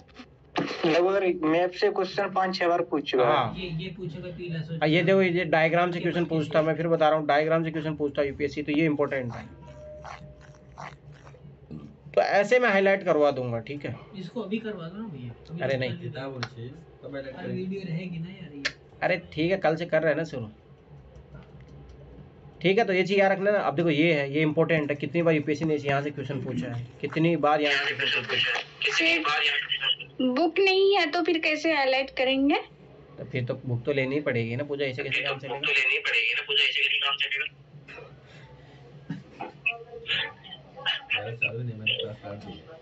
ठीक है।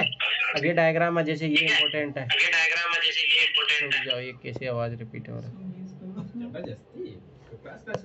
ठीक है, अभी नहीं हो रही रिपीट। अब जब सुनो तो समझ में आया? तो ये जैसे ये डब्बे वाली चीज़ें ये इंपॉर्टेंट है, ग्रीन वाले डब्बे, समझ में आ गया?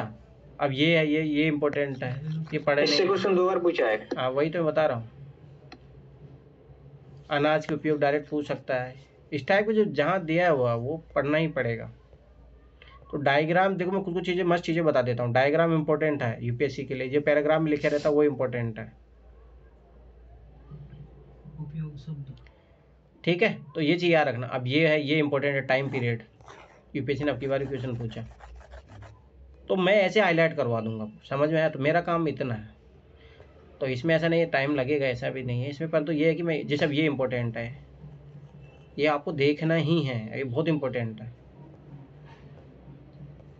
ठीक है, तो ये मेरा काम रहेगा, ये हर सब्जेक्ट में ऐसे ही करवाऊंगा। ये मूर्ति, ये तो देखना ही है। डायग्राम तो मैंने बोल दिया ना। अब मैं जो कुछ चीज़ें हिंट बता दूंगा भाई, ये तो करनी है। जैसे अब साइंस क्लास में देखो, साइंस क्लास में मैं करवाऊंगा, अब उसमें कुछ ही नहीं है।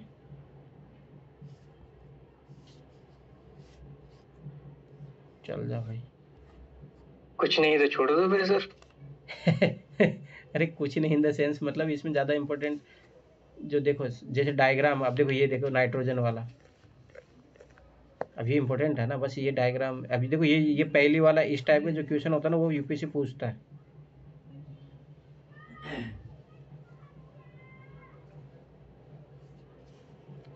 ठीक है, तो ये चीज़ याद रखना, ये यूपीएससी ने क्वेश्चन पूछा तो वो मैं करवाऊंगा एक एक चीज़। ठीक है, अब एक देखो दिन में एनसीईआरटी हो जाएगी? नहीं, कोई ज़रूरी नहीं है। अरे तुम लोग उससे क्या है, मैं जैसे मुझे पता है कि इस वीक, इस महीने में मुझे करवानी है हिस्ट्री और पॉलिटी, वो मैं करवा दूंगा। ठीक है, तो ऐसा भी नहीं, टाइम तो लगेगा, परंतु बात ये है ना कि भाई चीज़ें इंपॉर्टेंट हो, वो मैं हाईलाइट कर लोगे तो बस तुम लोगों को आगे जब सेकंड रिवीजन करना रहेगा, थर्ड रिवीजन करना रहेगा, वो उसमें आपको हेल्प मिलेगी ना।